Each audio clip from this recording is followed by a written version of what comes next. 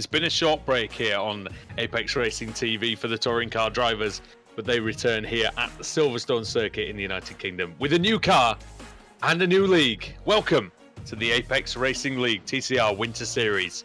Here on the channel, Andrew Woodhouse with you as normal. Adam Bath alongside Sam Kumo is going to be the busy man on cameras. Adam, I'm so excited to be back. We've only been away for a couple of weeks, but it's all changed out there. It feels all new, fresh and exciting. It is, yeah. Well, welcome everybody. Welcome to the iRacing people watching on the iRacing Esports Network as well. We've been waiting for this Audi TCR car to arrive for many, many years. We've had great, fantastic time in the Kia Optima, but now we've got the Audi, and it's reinvigorated this series. We have got, at least what I can see, 54 cars registered for the session. We're at the new Silverstone as well. You're right, everything does feel new about this, and can't wait to get started. We've got qualifying on at the moment, and even on this huge arena circuit here at Silverstone, it's going to be pretty tough, as you can see on the track map there, for anybody to find some room to wriggle here. Yeah, and it's always the dilemma. We were doing some qualifying in our touring car race last week, and where do you go on the track? Do you try and find the space? Do you try and pick up a slipstream? As we know, it always helps. It depends what kind of driver you are, I think, Adam. If you get distracted by closely following other cars or cars being in your vicinity, then you want to be where looks like Jake Blackhall is now on the hanger straight on his own. Yeah, he's got the right idea. A few drivers did try this in some of the series that you and me have been competing in. For those of you that aren't aware, the Audi TCR car is just front-wheel drive only, so yes, it does take a bit of time for the tyres to get up to temperature, and as you will see in the free race coming up today, it is notoriously difficult to get away from the line. So hence why the drivers are circulating for a few laps, getting the pressures and the temperatures up, and then they can go for some fast laps. So once you can hook it up in this car, it goes fantastically. As here we are on board with Yoga Maurer going onto the national pit straight now. Oh yeah, I mean it's a tremendously fun car to drive. I think I've driven more laps on iRacing in the last 2 weeks than I have in the last 4 years combined. I think it's brilliant, and I do think that this Silverstone circuit being so wide, being so long, certainly, Adam, will help with the racing, you would think, because it is a nice wide circuit, and it wasn't that in Brands Hatch and the media day, was it? No, it wasn't. And quite interesting that we're coming here to the full Grand Prix circuit here at Silverstone. In past series we've gone to the historic layout and the national layout, all of these on the old configuration of Silverstone before we got this new scan a couple of months ago. But yeah, it's going to be one of the longer laps we have of the season. Just looking at the lap times, the drivers are doing 2 minutes 13 to 2 minutes 15. So you are really going to have an opportunity to overtake, and this track also gives us a great opportunity to see what it's like in the slipstream here, because obviously we didn't really get much of that at Silverstone, at Brands Hatch last week. No, and I think it's a different sort of challenge, isn't it? Brands Hatch, very undulating, very bumpy, very old school circuit. Silverstone, it's got obviously the very new section, but in general it's very flat, and you've got quite a bit of tarmac runoff area. Last week we had a lot of gravel and grass in play, so yeah, there's maybe a little bit more margin for error, but also less, Adam, because we've now got 55 cars out there. So you make a mistake on the opening couple of laps, especially if you get a slowdown penalty, something like that, you're going to be losing a lot of places. Yeah, and even just in qualifying, you can see how little the field spread is, really. If you take Jack Sedgwick, who's the only driver to get into the 2 minute 12s out of the equation, Ross McFarlane second, 2 minutes 13.43.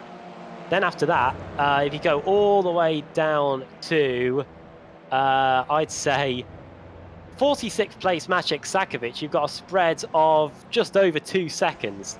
So, yeah, and 1 second of that's the top 6. Yeah, so obviously we have the reverse grids to contend with in race 2 and race 3. That is going to be pretty interesting in itself, just because of how many cars we have here. But yeah, qualifying for the opening race, it's a great opportunity to see who has the early pace in this car, as Sam Kumo gets the teams up on the timing tower. That's something we haven't really talked about. We did have a driver profile thing ready for you, but a few things needed to be changed at the last minute. So we'll try our best over the free races to try and run you through any changes that may have occurred over the very little off-season that we had between Kia and the Audi. Yeah, and I, for one, am very, very happy indeed to be bringing back the Apex Racing League. It's a storied name in sim racing. Hasn't been seen for many years, apart from briefly in 2017, 2018. So, yeah, we very happy to bring you this one. It should be really, really good. And we do believe that the series is carrying over the history of the old British Sim Racers Touring Car Championship, which held this slot for many years. And in that case, Adam, we have to say, Wojciech Savidovic, who just took his 5th title a couple of weeks ago, he's going to be one to beat, isn't he? He's really something special in that number 1 car. He is, yeah. He was so good in the Kia towards the end. Not really many people could beat him. Led the way in terms of wins and the title as well. He was only denied in once in a couple of seasons, which we covered on Apex Racing TV. I think Andreas Katz, Sebastian Job, and Dave Baker were the only drivers to dethrone him in our time covering the series. And here he is, currently in 8th place in qualifying. Well, I'll drop that down to 9th now as someone goes above him. Evolution Racing Team, they have pretty much retained their title-winning formula from last season. Savidovic is back. They've got Simmons in the car still. In the ERT car, they've got Jack Sedgwick as well, who is currently on provisional pole. And one driver that I believe is racing today, but I'm just trying to scroll through the field to try and find him, is Alex Simpson back. He pushed Wojciech Savidovic all the way in 2018. Here he is on our screen now, car 99. Got a bit of the blue on there too. We know he loves that. And he's currently out qualifying his teammate and potential title rival already. Yeah, it's looking solid for Alex. I mean, one thing that the viewers at home need to know about this Audi RS3 TCR car is the fact that it's very difficult to warm the tyres up in the early going. So we are seeing laps towards the end of the session, towards the end of drivers' runs, much faster than they were at the beginning of the session. We're looking at Nicole Foggy, who's a former World GT champion. And it's good to see him back in the series. We had a bit of a dust-up with him on the track at the weekend as well. But yeah, Foggy very quick. And the Scottish drivers are definitely going to be strong. Foggy, McFarlane, and the like. Alex Simpson up to P2. Yeah. By the way, 2:13.11. Also, Johnny Brandon looks like he's on a very fast lap as well, or at least he maybe just did a fast lap. I think he went up into 3rd. For Brandon, Dominic Savicki with 2 purple sectors. What have we got? 30 seconds left. Is it most people kind of giving up the ghost, have they? A few cars, as you can see at the bottom, with a few green boxes. If you're new to the series as well, red on the timing tower next to the numbers. That means you are a pro. Blue means that you are in the Pro-Am category. There's many championships on offer. I tell you what, there's some amazing drivers in the Pro-Am category this year as well. Likes of Lewis Bibby, Jake Blackhall, Adam Delmont, Diogo Melro, Alex Nella, Jason Cooper, Dominic Savicki, Paul Smith, Newman. Just to name a few. Newman, who's been in the showdown in the Pro category in the past. Maciej Sakovic, who was the AM champion of 2019. Some amazing drivers. We're going to run you through them. In fact, let's just have a quick, while they just finished the qualifying off, who do you think is going to be the main ones to look out for in the Pro category? Because we've mentioned Simpson, we've mentioned Savidovic, but who else is out there? Well, unfortunately, in the driver profile section, we did have this all ready to be explained, but I think XVR Sim Racing are going to be another team to watch out for this season. Obviously, they've got Nicole Foggy back, and you can see Johnny Brandon in P3 as well. So they've come back with a real resurgence here too. V-Racer, they've ditched the orange. They've gone for the blue this year as well in the new Audi. And they are right up there, right from the get-go. And of course, you can't rule out CQR Club either. They've got Ash Sutton, they've got Dave Baker, and they've got Jamie Rushworth as well. 2 champions in the Kia. And of course, Ash Sutton he's quick in anything he drives pretty much. Yeah. And he's experienced in this TCR category before. I don't think he's driven the Audi, but I think he has driven one of the TCR chassis in real life as well. I know he's stood in for a couple of meetings, hasn't he? In yeah, I think the European TCR possibly. Did he do the World TCR TCR UK? as well? Maybe TCR UK too. Yeah, maybe. Did he do a round of the World Touring Car Championship? Oh, good question. I can't remember. We'll find that out. World Touring Car Cup. Miguel, Team Mad have split into 2 teams this year as well, such has been their growth over the last season or so. They've got Team Mad and they've got Small Time Sim also. In fact, that's got Woodhouse and Blake and the like. I'm very pleased to take a little bit of credit for the fact that they've split into 2. I don't know if they were going to do it anyway, but we said last week that we need some differentiation in the liveries for them, and it appears that we do have it this year. Colin Cunniff, one of the last drivers out there, and Kip Stevens has just finished his lap up to 34th place. 2-time champion Stevens, for those who don't know, he's driving for automech.co.uk this season in that very nice blue and orange number. 2 Automech teams as well this season, automech.co.uk and Automech Not Kill. Boosted of 2 teams as well, Boosted Motorsport and Boosted Sim Sport. So strength in numbers and all that. And BritTech Sim Sport, they're a new team as well. They could be one of the dark horses too. Dean Timms, Chris Harris, Craig Harris, and whatever. Yeah. And we've got a smattering of independents as well, such as Rhys Saunders, Dave Christie, Ben Galite, and a couple of others. Yeah, if we haven't mentioned you, I do apologise. There are 55 of them to go through, but yeah, we're really, really happy for this to be going ahead. And first round of a new season, Adam, it's always brilliant, but to do it at the home of British motorsport is sensational for me. Yeah, you would have seen the schedule pop up on the quick Google Earth thing we had at the beginning of the program, and we are going to some pretty challenging circuits. So we did miss your name out.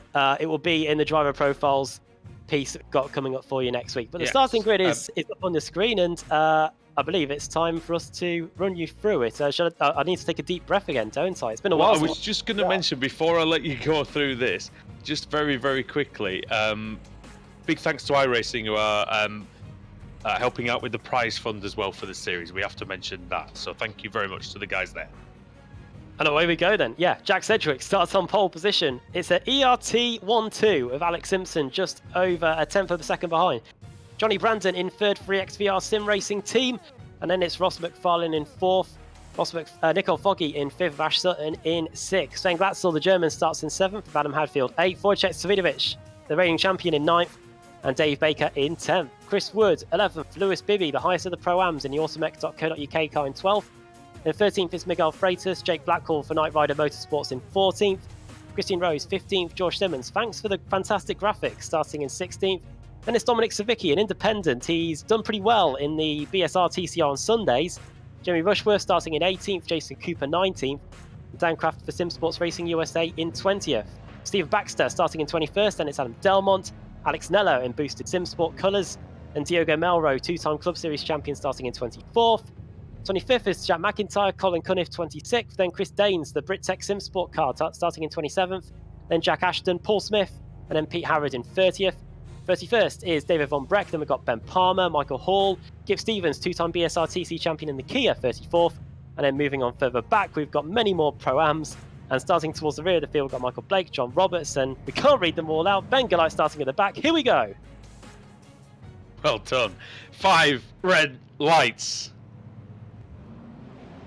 Lights are off, the race is on. Good start by Jack Sedgwick, really getting away well from the grid.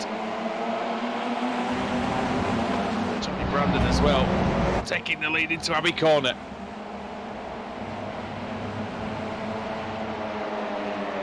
Through into the new section, as it were. Brandon on the inside. Sedgwick on the outside. Sedgwick's got the inside for the loop, Adam, and it looks like he's got it done. Yeah, good start by Jack Sedgwick. Just able to keep Johnny Brandon, keep him at bay. Ash Sutton's gained 2 places as well, so CQR Club car is fast away from the line. He's on the grass on the exit of the arena section, and watch out for the Automech.com car, Adam Hadfield. He won here in the Kia. last season, and he's already trying to make it free wide into Brooklands. Yeah, he is indeed. Oh, very close between Hadfield and Foggy then. And Wojciech Sirinovic. Oh, he's trying to get his nose in, isn't he, on the inside? Man from Poland who resides in Dublin, Ireland. Right on the inside of Woodcote Corner. I imagine that's something they're all going to be doing. Oh, Hadfield not giving a great amount of space there to Svidovic, but continues around the outside. These two battling away. Oh, almost making contact into the very, very fast Magnussen Beckett section. A lot of cars running using a lot of the runoff area on the exit of Copse. Ash Sutton's already has got past Ross McFarlane on that second sector and is up into P3 already, and he's lining up Johnny Brandon going into Chapel. And oh, car off in the background. I think it's Chris Wood into the wall. Oh, many cars off. David Von Breck, Chris Woods dropping down the order. Jake Blackhall as well, you're right, in the Knight Rider Motorsports car. He definitely needs Knight Rider to help him out here. Going into Stowe, it's Johnny Brandon versus Ash Sutton for second place then. Side by side. Terrific stuff between the XVR driver and the CQR driver. Sutton has the inside for Vale. And late on the brakes goes the 2017 British Touring Car Champion. Right at home here at Silverstone and into P2. So it wasn't a terrific qualifying for Sutton, but he's certainly making some hay in the race. Wojciech Sirinovic then having a look. It was a terrible start for Alex Simpson. And as they go 3 wide into Abbey. Not sure that's going to work for the lads there. Sirinovic chancing his arm on the fastest corner on the course. You're right, I did wonder why everybody gains 1 place. It's because Alex Simpson has dropped down the order, hasn't it? Yeah, he's down in 8th place after the opening lap. But here comes Hadfield. Ross McFarlane is not having the best of times here. He's got the XVR Sim Racing cars all over him going through the complex, and he's going to be passed by Ross McFarlane there on the exit. Svidovic versus Hadfield, and now here comes Alex Simpson. He's entering the fray. He might try and rustle something up here going into Brooklands, but it looks like it's going to be 2 wide at least for now. Oh wow, what a drift by the XVR Sim Racer car. He's now going to drift into Ross McFarlane. Hadfield wide, 3 wide into Luffield. Not sure that's really going to work, but we'll see. Ross McFarlane in car number 3. He's the one on the inside. On the outside, Foggy. And just behind them, looking for the middle, is Svidovic. Oh boy. Oh, well, Svidovic was the one very studious there, getting out of it, making sure he didn't end up in a heap. Welcome to the ARL TCR Winter Series, everybody. Going into Magnussen Beckett's. This is what we've got ahead for the next few weeks. This series runs all the way through to January. Yeah, it does indeed. And then the main Pro Series will be coming next year, I hope. And yeah, this is a fantastic introduction to the TCR car on board with Adam Hadfield for Automec Knock Hill. He bounces off the limiter slightly, it sounded like, down the hanger straight. He's got the perfect view of the battle we were just watching, though. McFarlane, Sirinovic, Hadfield. V-Racer won the title in the 2019 BSRTC season. Ash Sutton going for the lead on Jack Sedgwick, and Sedgwick's qualifying performance, mighty as it is, well, he could not stave off Ash Sutton, and that is a brilliant start by Sutton. CQR are going to be absolutely loving this one. Ben Palmer has crashed by the looks of it. Oh, he's right in the thick of it here, isn't he? He's at Vale. One thing we have seen go through the final 2 corners is that the Audi can handle the curbs a bit easier than its predecessor, the Kia Optima. Having said that, I just saw a boosted car go pretty wild over the curbs in the background. There's a bit of 3 wide action going on between one of the Team Ad cars there too, in the very back of that shot going on. I don't think he crashed, but it was a poor lap for Palmer. He lost 3 seconds. So we'll have to see what sort of progress he can make as we're looking at Lars van Rijn in the boosted motorsport car. Up the inside, that is Michael Blake diving in there then for Smile Time. Oh, and there's a bit of banging between Smith and his teammate, I think, Woodhouse. This could be a potentially crucial spot in the field because, of course, we do have the reverse grid. These guys aren't fighting over nothing. These guys could be at the front for maybe even race 2 or race 3. So every position could be crucial here as Team Ads and Smile Time, 2 stable mates, are going into combat here. Oh, Smith very wide there, though. He won't get a slowdown for that, but he'll absolutely ruin his momentum going into the slow Luffield corner. He's going to get the run. He's going to get a run out of there, though. He'll stay side by side. Oh, what's happened to Pete Harron? Literally disappeared. He's gone. No, he's dropped off the face of the earth. Going into Copse, though. Oof. They're really throwing it at this car. And if you haven't driven the car on iRacing, as things stand, these cars are like tanks. Oh. They can take a bit of contact. Yeah, they can indeed. At the moment, there is a little bit of door-to-door that is allowed. However, it is running by the by the sort of more sim racing rules, where you must leave some room if you can. Bit of door banging is acceptable, but not certainly won't be tolerating punting people to pass. So the stewards are going to have their hands full, I think. Oh, definitely, especially with this many cars. Jack Sedgwick, he's back at Ash Sutton, but Ash Sutton puts in the fastest lap of the race, so that kind of negates the fact that I was just about to say that maybe the ERT car is very good in the tow. Johnny Brandon, he's made it 3 different teams in the top 3, and he's hoping to gate crash the 2 teams that were leading the way in the final season of the Kia. Johnny Brandon doing very well here in P3, and they're starting to distance 4th place Nicole Foggy here, his teammate. 2 drivers who have not had the best of it so far. Sven Glatzel down in 18th place, and David Baker down in 20th. Now, Glatzel started in P7 for V-Racer. Dave Baker started in 10th for CQR. They have dropped down massively, and here we go. Sedgwick having a look up the inside on Ash Sutton. He's trying to wrestle the lead away from him. What can he do? Oh, he was 4 wheels over, was he, in the inside of Brooklands? But I don't know if that's a corner, really, that... I think that's a corner you might be able to get away with, Adam. Yeah, just about. I think at Silverstone it is a bit more liberal, the track limits. It always seems to be that way at the British tracks. Brands Hatch and the media day last week, you could use pretty much you do what you like, really. Yeah, do what you feel like. Through Copse. I don't know what the policy is for using the runoff area at Copse there. I know in the actual BTCC you do get donned a penalty if you do use that runoff area too much, but yeah, I think in the F1 they do the same, don't they? Can't go over there too many times. Johnny Brandon's doing a great job of hanging on to this this group as well. Seems to be channeling maybe the what his mate Michael Evdoka has been doing in the World GT Championship, where he seems to have just found a new level recently. As here is Wojciech Savinovic then leading a train down the back straight, and it's not often you see the 5-time champion as the cork in the bottle.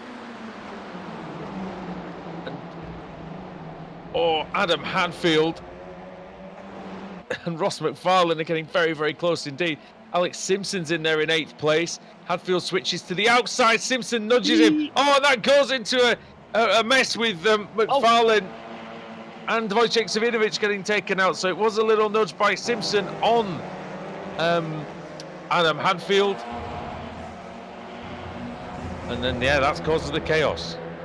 What happened to Wojciech? Because he had no involvement in that whatsoever. It was shades of Vettel and Verstappen down at... I think he got a bit of it, didn't he? He might have got hit by... well, we're going to find out. Here's the replay for you. This is the replay of what happened. We're riding on board with Wojciech. Oh. There is Ross McFarlane. Oh, he got tapped, didn't he? Oh, just a little innocent involvement there, really, by Wojciech. And he has to clatter over the curbs and gets rattled by CQR car on the exit, but no damage to either car. And he's now continuing in P10. Yeah, it looked like, I don't know if Alex was caught out a bit by Hadfield's change of line, but it looked like there was plenty of room there. So, yeah, just maybe a bit of a mistake, a bit of a misjudgment. Biggest movers so far. 24 places gained for Maciek Sakovic in the Team Mad car.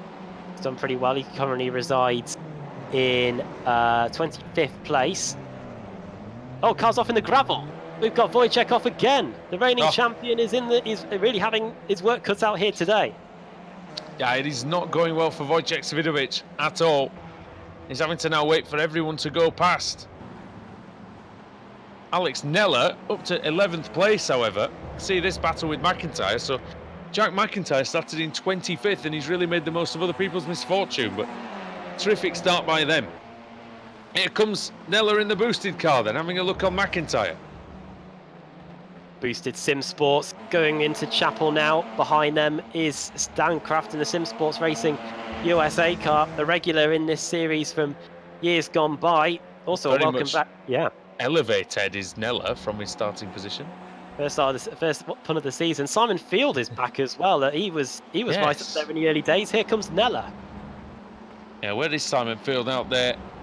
34th.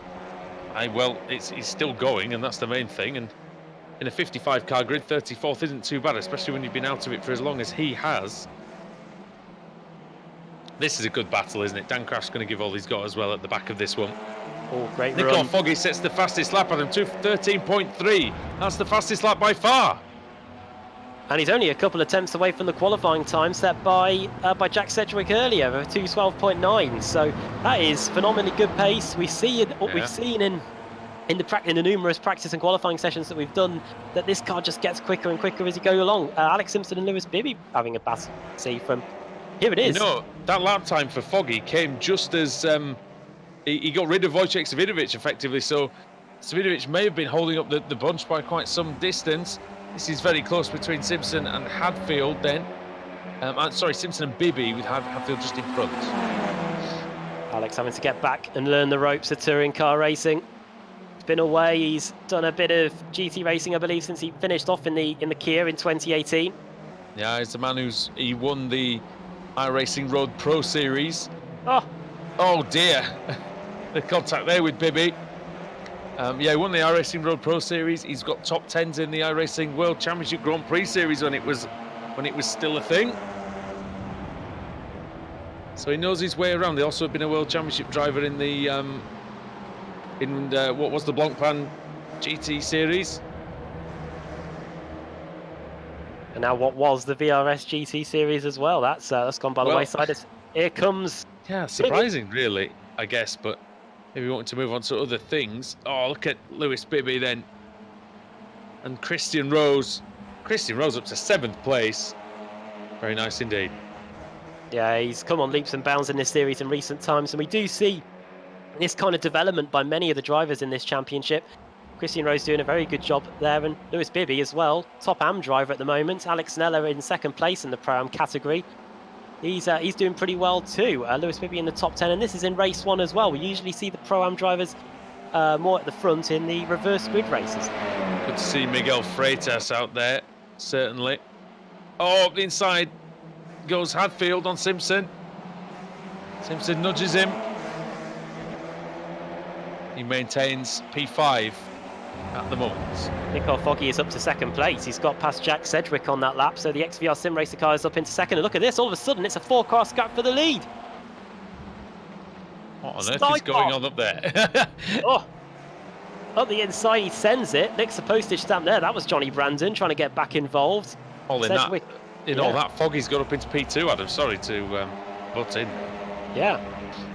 And he's chasing down Ash Sutton, so the man of the moment, Nicole Foggy, is trying to close down the former BTCC champion with just over 5 minutes to go. This should be fun. Foggy was nearly a second quicker than anyone else on that lap. He's just got so much more pace out there. I think he must have kept his tyres in tremendous shape in the first few laps. Alan Luffield then, you can see here the difference, and it is huge really. Foggy was 7/10 of a second slower than Sedgwick on the last tour, but look at that, Sedgwick half a second, 4/10, 3/4 of a second, and look at, he's even quicker than Ash Sutton as well. Yeah, lap 2, Foggy was a bit slower, but since then he's just been reeling these guys in.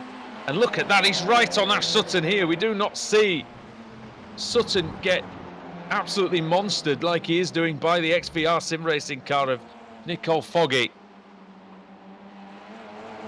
And he's a driver, Nicole Foggy, who came over to iRacing a couple of years ago from other sims and taken to it like a duck to water, but he seems just recently to be absolutely flying. What is Ash Sutton going to do? Very experienced in wheel-to-wheel combat, of course. As is Nicole Foggy from the World GT Championship. They make a bit of contact through Stowe Corner. Ash Sutton has never been afraid of dishing it out. And there's the proof. He needs to give the space there. What's happened? There's Foggy. Slow down penalty, I reckon. Now that could be a weapon that a driver may put in their arsenal if they know that now. If you push a driver out wide there and they keep their foot planted, they may pick up a slowdown penalty, and I think that's what Foggy's done. But he has got enough time to regather his thoughts and go again. And Jack Sedgwick looks like he's trying to go again and get the lead back now. Yeah, should be 2 laps to go then. How quickly this has gone in race 1 of the season. Here's the replay then through Stowe. They were going side by side, and Sutton just says, "Oh, you can have that part of the circuit, not the less good part." And the part that penalises you. Slow down lane. He was lucky he didn't sort of bounce along and end up spinning off. Actually, he went at such a speed, and Sutton did well to save it and somehow keep the lead as well. What's happened to Jamie Rushworth? Has something happened or not? Still in 14th place. There he is in the CQR really. car. Maciek Sakovic's meteoric rise continues. He's gained 28 places now. It's brilliant. There's a bit of movement going on in the depths of the midfield. I'm talking 28th, 29th place. Pete Newman, Steve Baxter. There it is, right on cue. There's one of the KRD cars in there as well. I think that's Pete Newman. Steve Baxter in there as well. Steve Baxter will be looking probably for the showdown at some point. Oh, collision there. And that's Blake into possibly Ashton? Yeah. One of the Excite cars anyway. That was for sure. Ashton. There he is. He was that one, 98. Alex Tagliani once had that number, I think, in the IndyCar series. There you go. Just sticks in my head a bit of a facts for the day. It's the Canadian, yeah. 34 places there. Movement for the lead again. Sutton and Sedgwick. Oh, what's this into Beckett's? Oh, dear me. Oh, Newman is through. Oh, just about. And what's happening at the very front? As he said. Yeah. Did see the positions change on the timing tower, as you would have seen, and fantastic run by Sedgwick on the exit of club. Bit of understeer for Sutton. Is he starting to struggle with the tyres, you wonder? Well, he's only got to hold on for one more lap, because this is the final lap. It's a long lap here at Silverstone, 2 minutes and 15 seconds. Got to hold the inside into what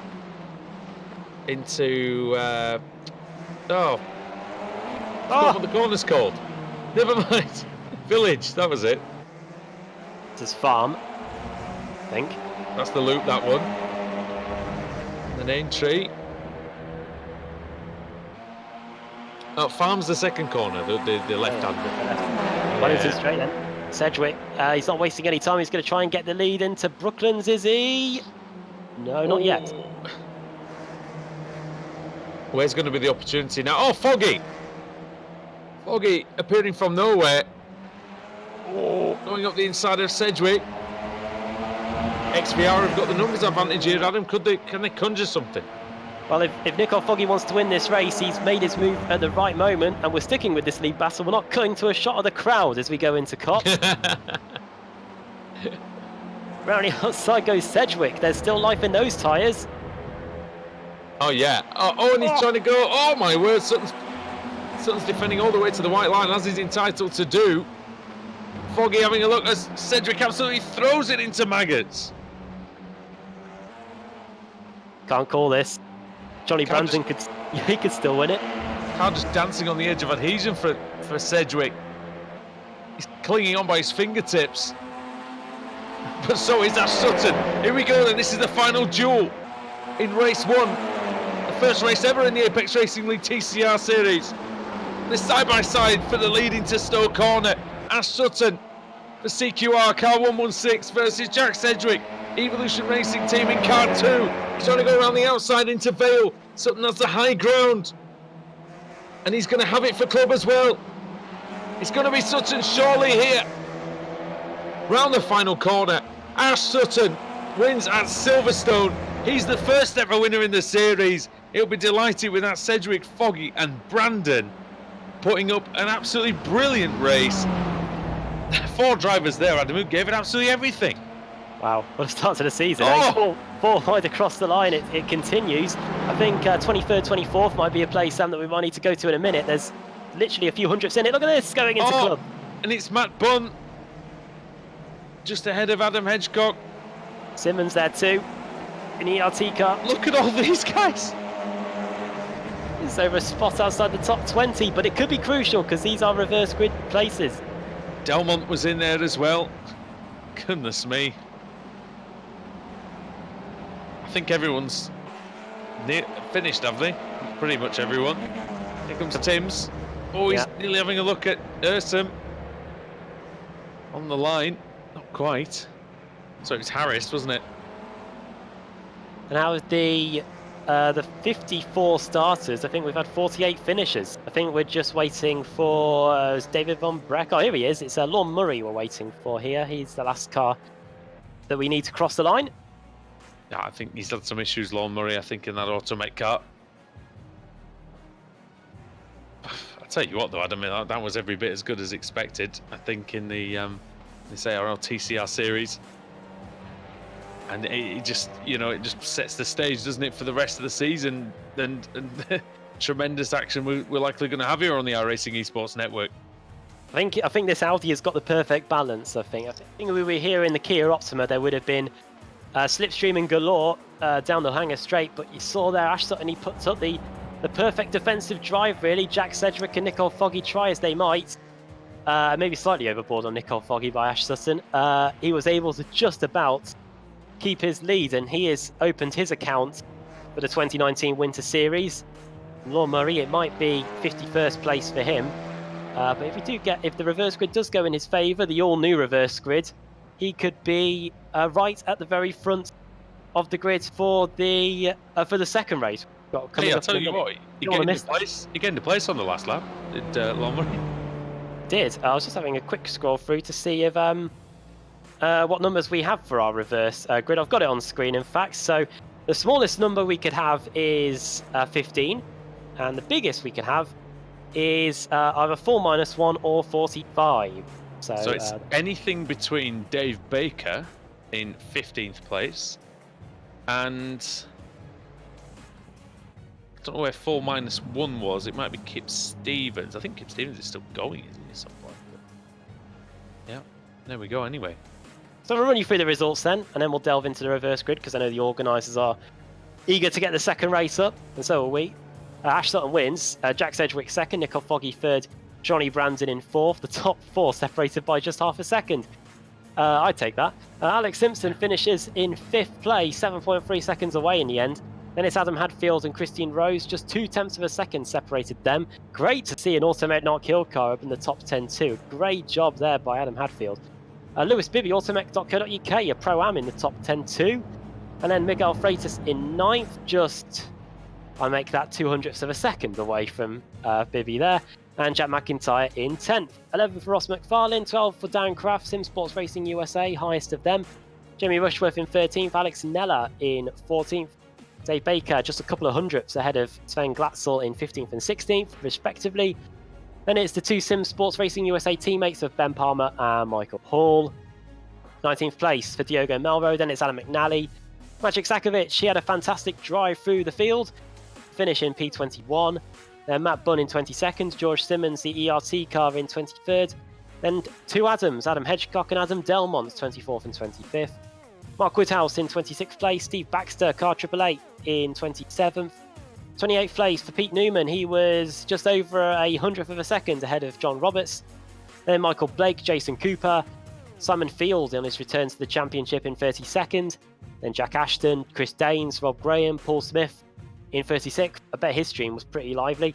Chris Wood, Colin Cunniff, Max Wright, Rich Warmingham. There is Wojciech Savidovic, 41st place. His race meeting isn't totally over. A reverse grid could help him out. Then it's Ben Galight in 42nd, Lars Van Rijn in 43rd, Dave Christie, the, I believe, former Not Kill commentator, in 44th. Then Jerome Ursum, Craig Harris, his teammate Dean Timms there in 47th, David Von Breck in 48th, and then the car's over a minute behind. Reece Saunders, Dominic Savicki, Lorne Murray, Richard Haynes. If we get a 4-1, it'll be him on the pole. Kip Stevens a lap down, and then the car's had issues. Pete Harrody disappeared. Not too sure what happened to him. And Jake Blackhall had a crash, I think. his Aussie connection might not have helped too much, but either way, he'll be starting at the back of the grid for the second race, and it's now time for the reverse grid. Yeah, it is.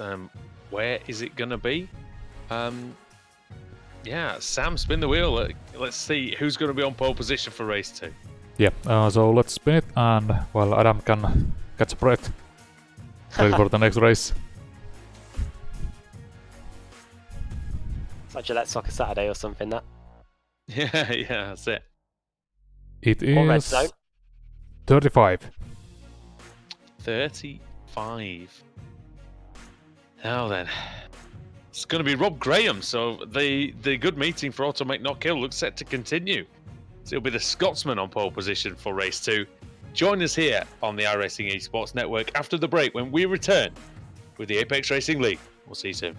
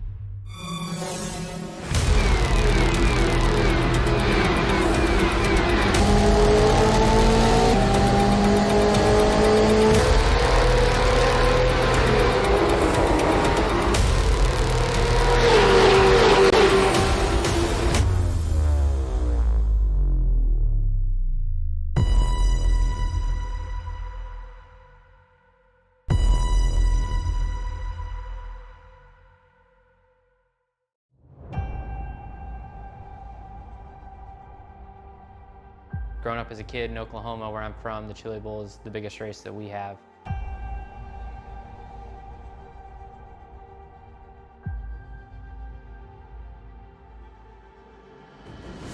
The Chili Bowl has kind of been my favorite race of the year.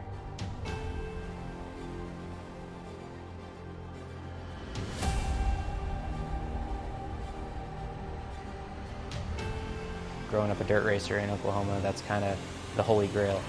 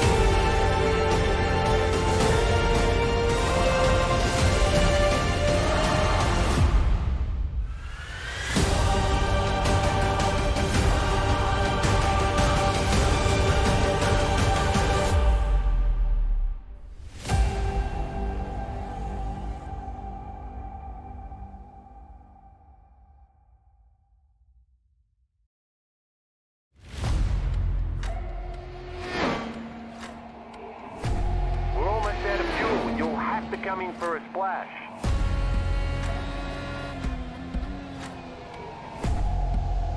Three, two, one, now.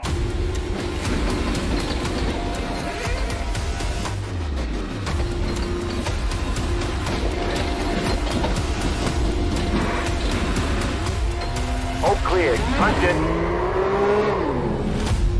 Great job, you did really well.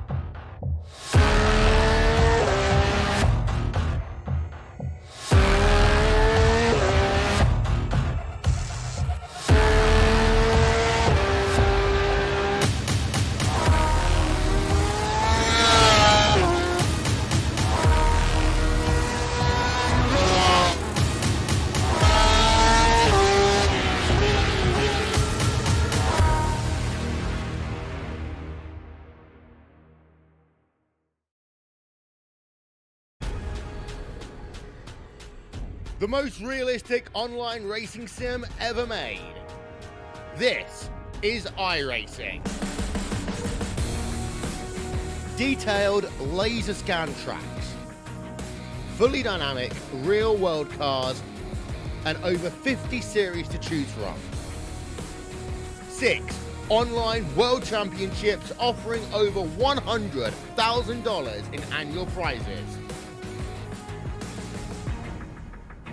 This is the original esport racing game. This is iRacing.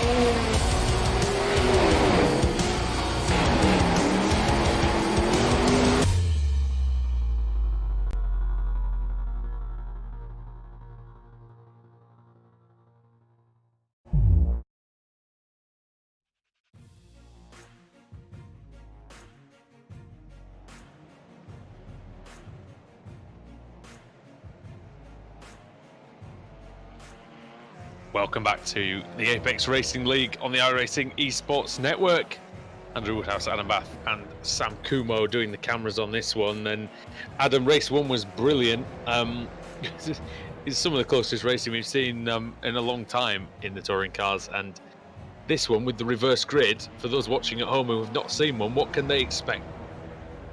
Well, if you were with us before the break, you saw we spun the wheel and 35 was drawn out. That means 35 cars, the top 35 finishers, I should say, will be reversed. Everybody after that is starting in their qualifying positions. So I don't think we helped out Wojciech Savidovic at all there. He's going to be starting right towards the rear. And what this does mean is that it does open up the opportunity for a few unfamiliar faces that might have been fighting in the midfield in race 1 to have their shot at fighting for victory in race 2. And if you're a Pro-Am and you can finish in the top 5 overall, that could be the world of good for you in terms of the Pro-Am Championship. So there is a lot at stake in these reverse grid races, and over the course of the season, and especially in this shortened winter series, they could make or break someone's championship too. Oh, massively, yeah. I mean, I think part of the art of putting together a touring car season with modern day rules is being able to navigate your way through the reverse grid races. So yeah, I think we're going to see we're certainly going to see who's capable of doing that. You know, it isn't an easy thing, as we ourselves know, my friends. Not so long to go then. Checker flag is being waved, and then we'll be on the grid. It's not 2 minutes like in race 1, so I'll have to quickly flash through the grid because we have just under a minute to get through 50 or so cars. So without further ado, it is Rob Graham on the pole, then it's Chris Daines, Jack Ashton, Simon Field there with the Irish flag in 4th, then Jason Cooper, Michael Blake, John Roberts, Newman, Steve Baxter, Mark Woodhouse in 10th, and then the rest of the top 20, Adam Delmont, Adam Hedgecock, then it's George Simmons, Matt Bunn, Maciek Sakovic, one of the big movers from race 1, Adam McNally, Diogo Melro, Michael Hall, Ben Palmer and Sven Glatzel as the rest of the grid will cycle through the screen. Here we go again then, ladies and gentlemen. What's it gonna be? Gonna be chaos? Is it gonna be crazy? Is it gonna be one of the best races we've ever seen? I think it's got potential for all of the above. What can Rob Graham do from pole position?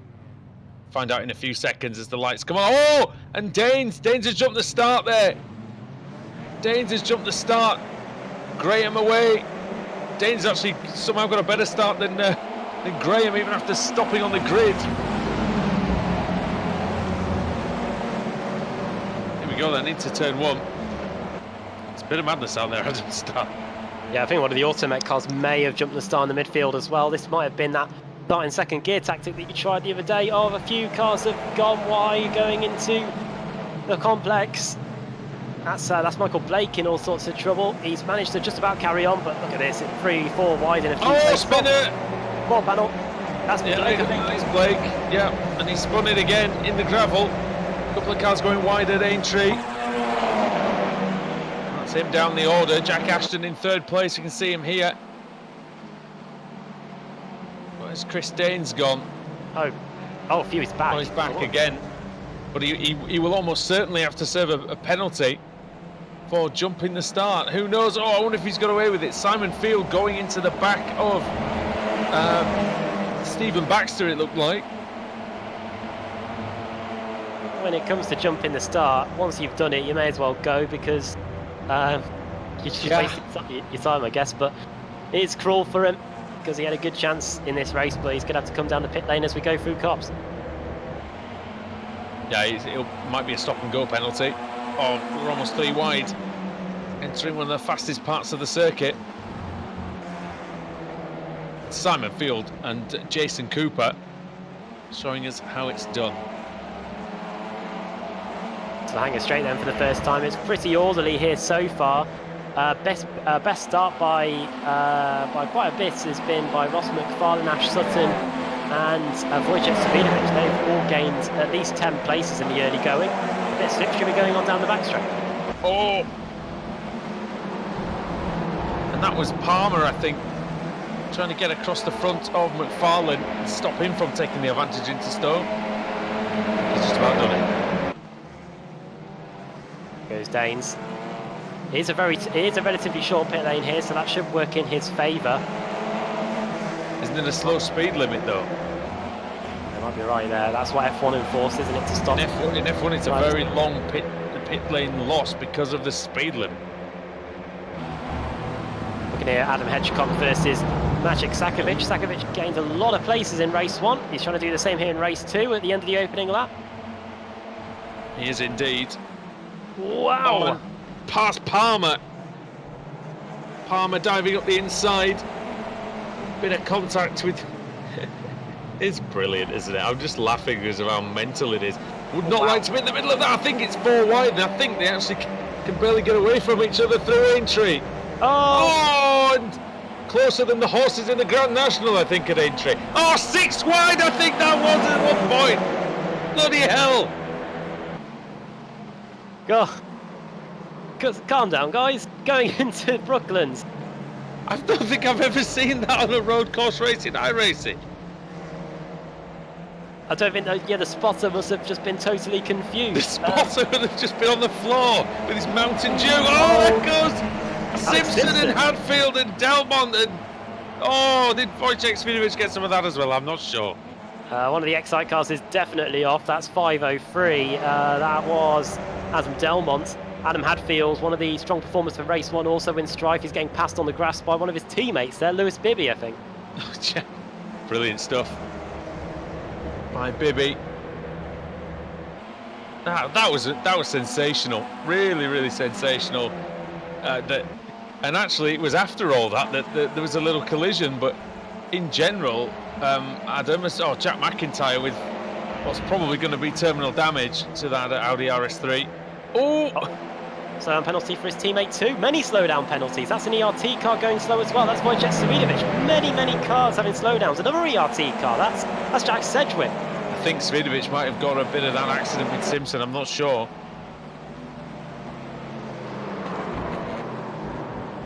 Oh, Sawicki's gone. I can hear him spinning off, I think, in the background. Maybe meatball for Sedgwick, potentially. That might be the reason why he's going around very slowly. Pete Newman and Rob Graham's lost the lead.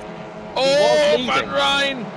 Oh, Van Rijn, and then Murray's been hit by Chris Wood. I think somebody's spinning off in the centre.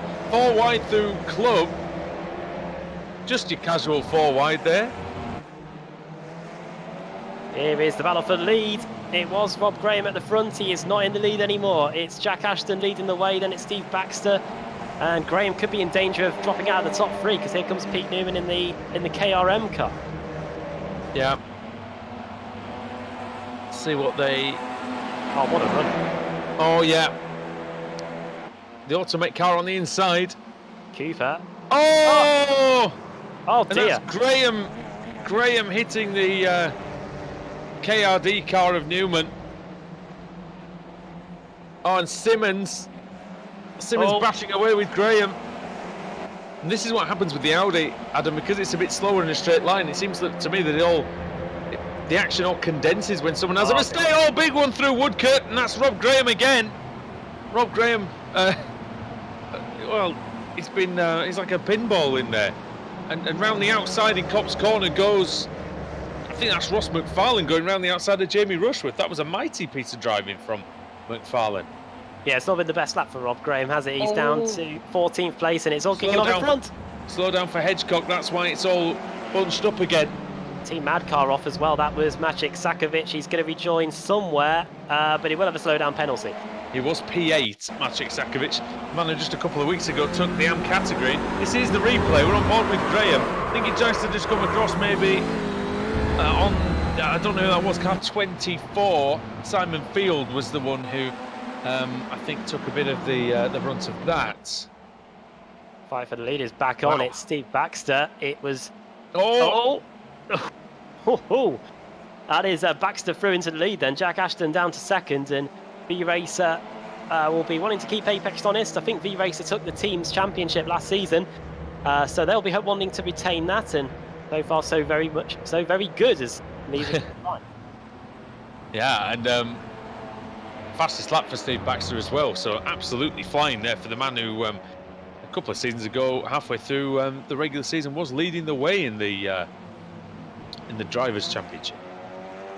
The shorter season might help him. Looks like Jack Ashton's got no sights set on dropping back.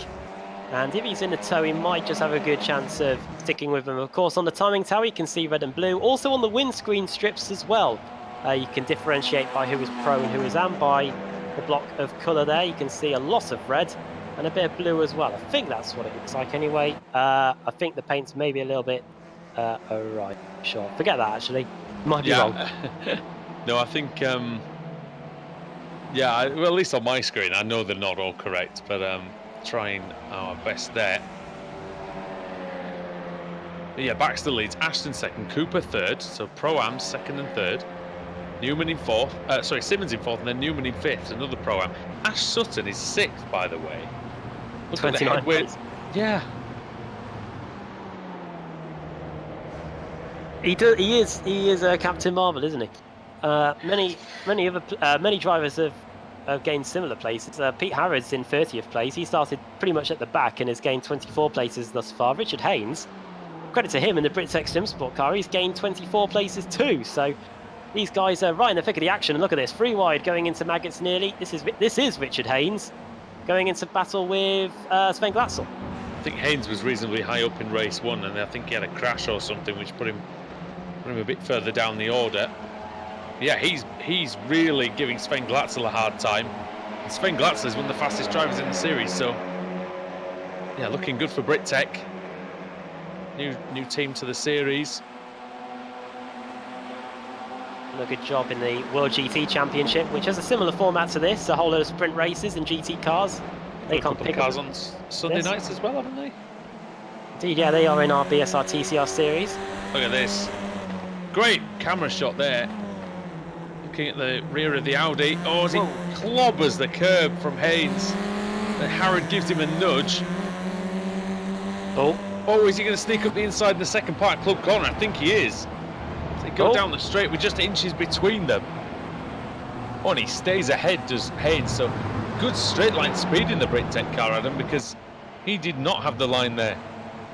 No, he didn't. It looked like he was going to have to yield, but he didn't in the end and was able to carry on. Alex Simpson is closing in on these guys too. Watch out for the Team Maz and also the boosted car. That is Lars van Rijn trying to get by Chris Wood, looking at the inside. And also behind him is Lewis Bibby in the Automech.co.uk car, who had a fantastic race one. So these are some of the guys that were right at the top of the field in race one, having to scrap for, well, a spot in the top 30.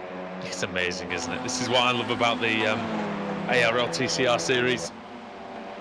I've always loved about the touring car racing put on by this group of drivers is that it is thousandths of a second that can separate them at the end. That's the GTL car of Sawicki. One-man team, one-man band. He is racing as an independent officially this season. Well, we've seen GTL in the likes of the Euro V8 Supercar Series with Rafael Kajazin in the past. 34th place. 35 cars were reversed for this one, so if we were to have the same again, it would be Savicki that would be on the pole for third and final race of the day. Side by side between Wood and Bibby. Going into the Maggots section, one of the fastest parts of the course. Oh, it's very close to the front. The front is... I don't know what's happened. Baxter's dropping down. No, he's not. He's still there. The fight for second is heating up, though. Jack Ashton has been passed by Jason Cooper, so the Automech.co.uk car is into P2. And in race one, we saw Nicole Foggy make a charge through the field. Is Cooper going to be the one that now starts to pile the pressure on the leader, Steve Baxter? We'll have to wait and see. Over the line we go. It is a 2:14.9, so he was a couple of tenths of a second quicker than the race lead on that last lap. Ross McFarlane, there you go, 2:14.4, fastest lap of the race. Times continue to tumble here. Oh yeah, it's getting really, really good out there. I tell you that. This is a new dynamic, isn't it? To the Kia races, the tyres would go off as the race goes on. In this series, effectively, the cars are just getting better and better as the race continues. Yeah, exactly that, and I think it's refreshing, isn't it? Instead of seeing drivers really struggle in the middle part of the race with the tyres, seeing drivers getting stronger and stronger, and there is value in looking after the Michelin tyres for as long as possible. Dear Rob Graham's in strife. Here's Pete Newman though.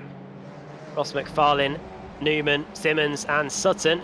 Too wide. Newman's desperate not to relinquish that place. Rob Graham's towed back to the pits, so whatever's happened to him looks to be terminal. And if you're having to tow in these Audi TCR cars, then something must have seriously gone wrong, as these two are duking it out, going through Woodcut. Looks very close there indeed. Close for me to call on that one. Oh, here we go. Well, this is Pete Newman having a look at Ross McFarlane. Downshift there. Very close indeed, isn't it? He wasn't going to make the exit of Beckett's then, otherwise. Takes a lot of inside curve going through Chapel. Now tries to open the car up, going onto the hangar straight. We are nearly 3/4 of the way through this one. Oh, look at this. Here comes Sutton on Simmons. Well, let's see what he can do on the braking. Oh, these two are very late on the brakes. Through still corner, leaning on each other. Is Simmons going to try and give him what he gave to Foggy earlier on? He can't though. Sutton into P6 then now. John Roberts up there. I tell you what, John Roberts has had a new lease of life in this TCR car, hasn't he, it seems? Yeah, the king of the ring is definitely doing well here. He's in the top 10. He is the 4th highest Pro-Am driver, and he's got Miguel Freitas for company, and he's also battling out with a former champion in this series, Jamie Rushworth. Yeah, Rushworth looks solid in the TCR as well. Certainly seems to suit his kind of driving. Hedgecock as well has really come on leaps and bounds, as you can see him in this battle. Miguel Freitas, always there or thereabouts. Brilliant stuff. Close, just in that foreground of the shot on the exit there, just a bit up the road. As onto the Wellington straight they go. Hedgecock versus Freitas. Freitas having to move over to the left-hand side to block from the boosted car, but it looks like Hedgecock's just going to go right around the outside of him, and he does. So Hedgecock remains in P10. Yeah, it looks like the battle for P2 is really close at the moment. Oh, they're inseparable, pretty much. This is great for Steve Baxter because he's now got a 9/10 of a second advantage, but Ashton versus Cooper for the silver medal here. Oh, look at that. Really does look tremendous, that camera work there. See how flat the course is here at Silverstone. Not immune to a few bumps though, Adam, even though it was resurfaced relatively recently. Yes, I think it was resurfaced last year and this year as well, because the MotoGP guys complained about the surface, so they did it again. Cooper then into Brooklands, and of course iRacing with the laser scanning, they can capture pretty much every nook and cranny of this circuit. Going into Vale then for Cooper. It's been a really solid meeting so far for Automek, hasn't it, Adam? Seems like their driver signings have paid off. Really has, and of course the switch to 2 teams has bared fruit too, because Cooper, here he is for Automek.co.uk, running well. Bibby, his teammate, doing well too. Automek Knock Hill were right up there as well in race 1 in Adam Hadfield. So they've got quality in both teams, and they could really have a crack at the Pro-Am Championship this year. I know it's early days, but so far so good for them. Yeah, I think you're right. I think to continue with the solid performances and keep improving, certainly they can indeed mount a challenge. Jack Ashton, Excite Energy, they've got a few cars in this series as well. Pete Harrod's gained 31 places from where he started in 54th place. Oh my god. And he's right in the thick of a gaggle, or he's just ahead of a gaggle anyway. It's very quick drivers in there as well, isn't there, down in the mid-20s. Oh yeah, many egos getting tossed about here. literally in the car with Alex Simpson, Adam Hadfield, Jack Sedgwick, the runner-up in race 1. They are all in there. Brooklands, there you go. There is Simon Field, who is down to 25th place, but on his return to the ARL TCR, things could have been a lot worse, and the Boosted Motorsport driver finding his feet relatively well here. It's a good team to be with as well, Boosted. Good group of guys, and definitely help him get back up to speed.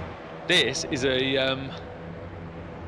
Sedgwick versus Hadfield, then into Cops Corner. Look at that behind them. Just have a quick. Yeah, this. That's Ben Galite. Right on cue. One of the privateer entries.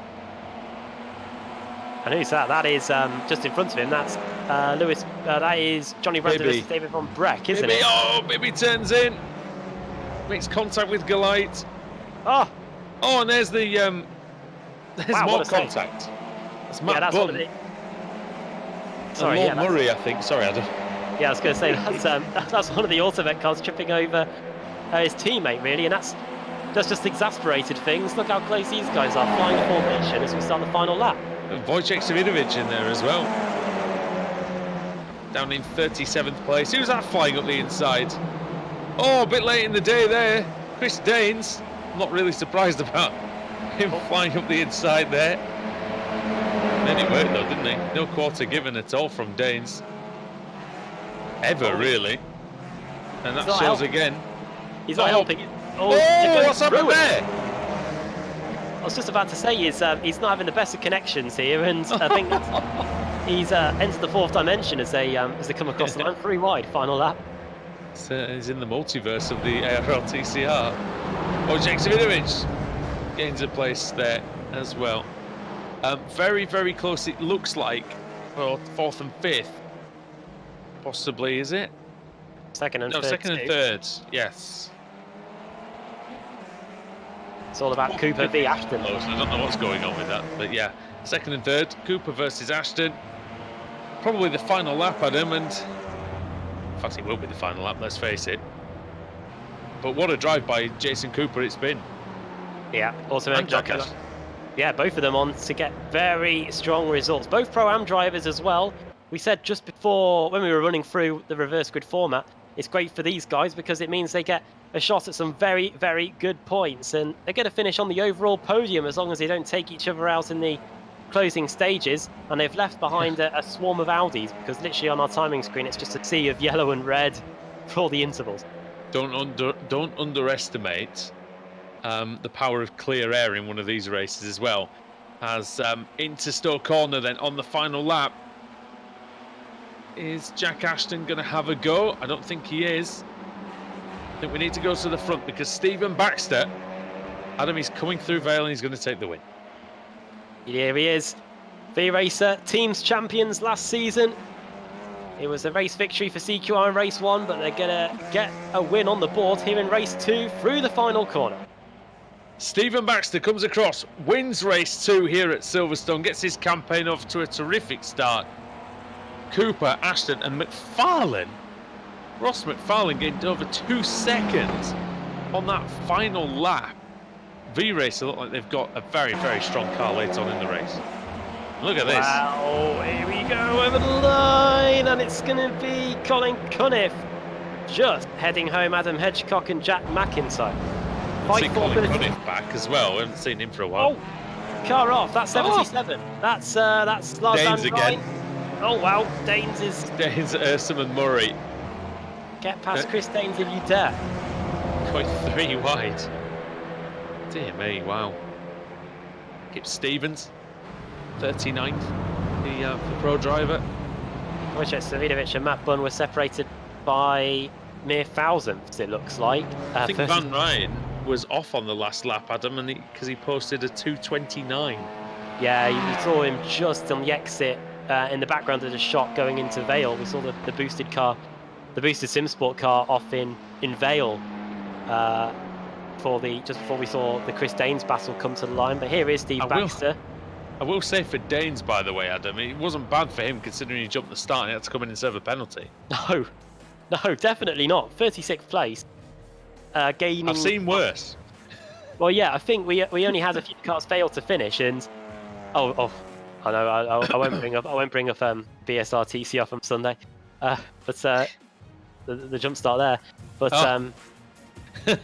yeah, Chris Daines, doing a fantastic job to 36th place, and that might get him on the front row. Who knows for the final race of the day? So I can't wait to see how this all shapes up as the field race their way back to the pits to get ready for race 3.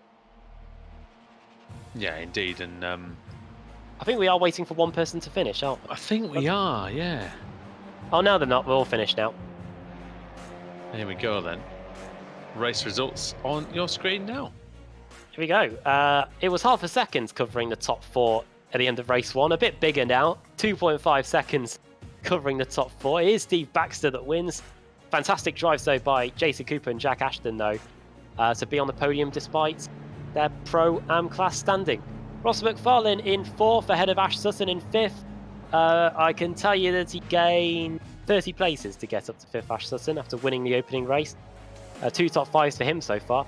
George Simmons in 6th, then Jamie Rushworth in 7th, Miguel Freitas, the Portuguese, in 8th. Pete Newman in 9th for Knight Rider Motorsports, a good solid drive there. Maciek Sakovic in 10th. Maciek's teammate Diogo Melro finishing in 11th. 12th for John Roberts, then Dave Baker finishing in P13. Then Dan Kraft in 14th. 15th place for Colin Cunniff, Adam Hedgecock in 26th. Then Jack McIntyre, Mark Woodhouse, Michael Hall, and Christian Rose rounding out the top 10. 21st for Sven Glatzel, Nicole Foggy finishing in P22. Then Alex Simpson, he was off at Woodcote early on and managed to recover to a 23rd place finish. Jack Sedgwick also looked like he had issues. It looked like a slowdown penalty for him, which caused his drop down the order. Then Pete Harrod in 25th place.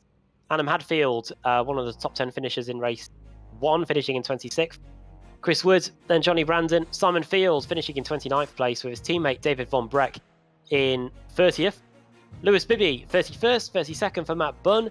He was a couple of attempts ahead of Wojciech Savidovic, who was 0.02 of a second ahead of Michael Blake. The ERT and Immortal car separated by just pure inches. Ben Galite in 35th, then Chris Daines, Jerome Ersam, Lorne Murray, Kip Stevens there in 39th place, and 40th for Craig Harris. Lars Van Rijn went off at Vale on the last lap and paid the price by finishing in 41st. Then Dean Timms in 42nd, then Ben Palmer, Richard Haynes, Paul Smith in 45th, Rhys Saunders 46th, then Andrew Whitehead, Max Schreitz, then Adam McNally, Rob Graham, the pole sitter, finishing in 50th place. And in the cars that did not finish, Dominic Savicki 2 laps down. Not too sure what happened to Dom there. Adam Delmont 3 laps down. Alex Nella 5 laps down. Jake Blackcall, that's 2 0 points finishes for him today. Dave Christie, he was commenting in the iRacing chat before we got going here in race 2 about what a mega race 1 was. I don't know if he's thinking the same after race 2. He finished 55th. And problems for Rich Warmingham. I don't even know if he even got going. He finished in 56th, 8 laps down. If we do get a full -1, it will be Adam McNally on the pole for the final race. And speaking of the reverse grid, we've now got that to do. So this could be interesting. Yeah, we're going to hand it over to Sam, who is going to get one of those multiples of 5. Yep, the wheel is on the screen and it's spinning right now. And I think I'm hoping for a big one again. If you're gonna have one, have a big one. Well, unfortunately, you can't have everything, so it's only 15. Wow, 15. Colin Cunniff, innit? Oh yeah, it is, and that was the value of him going over the line by 1/10 of a second ahead of whoever he was. Is that he's managed to actually get onto pole position now. So join us back here on the iRacing Esports Network after the break when the ARL TCR series continues. We'll see you soon.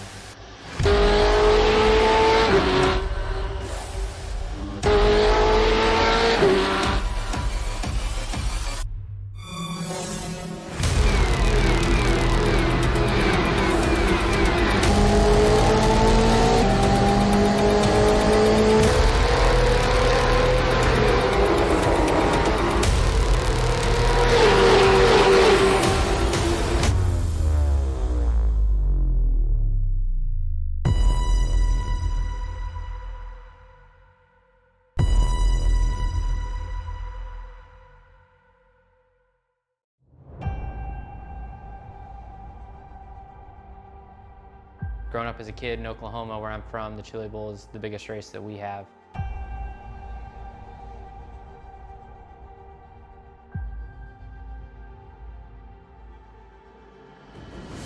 The Chili Bowl has kind of been my favorite race of the year.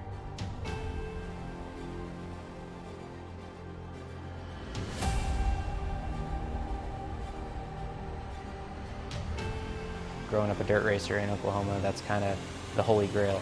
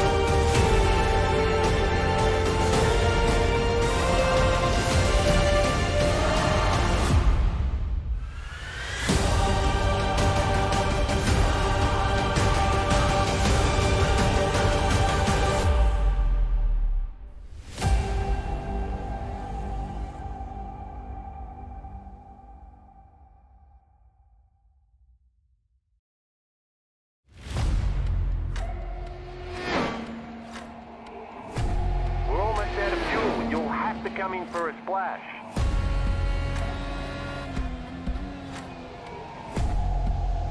Three, two, one, now.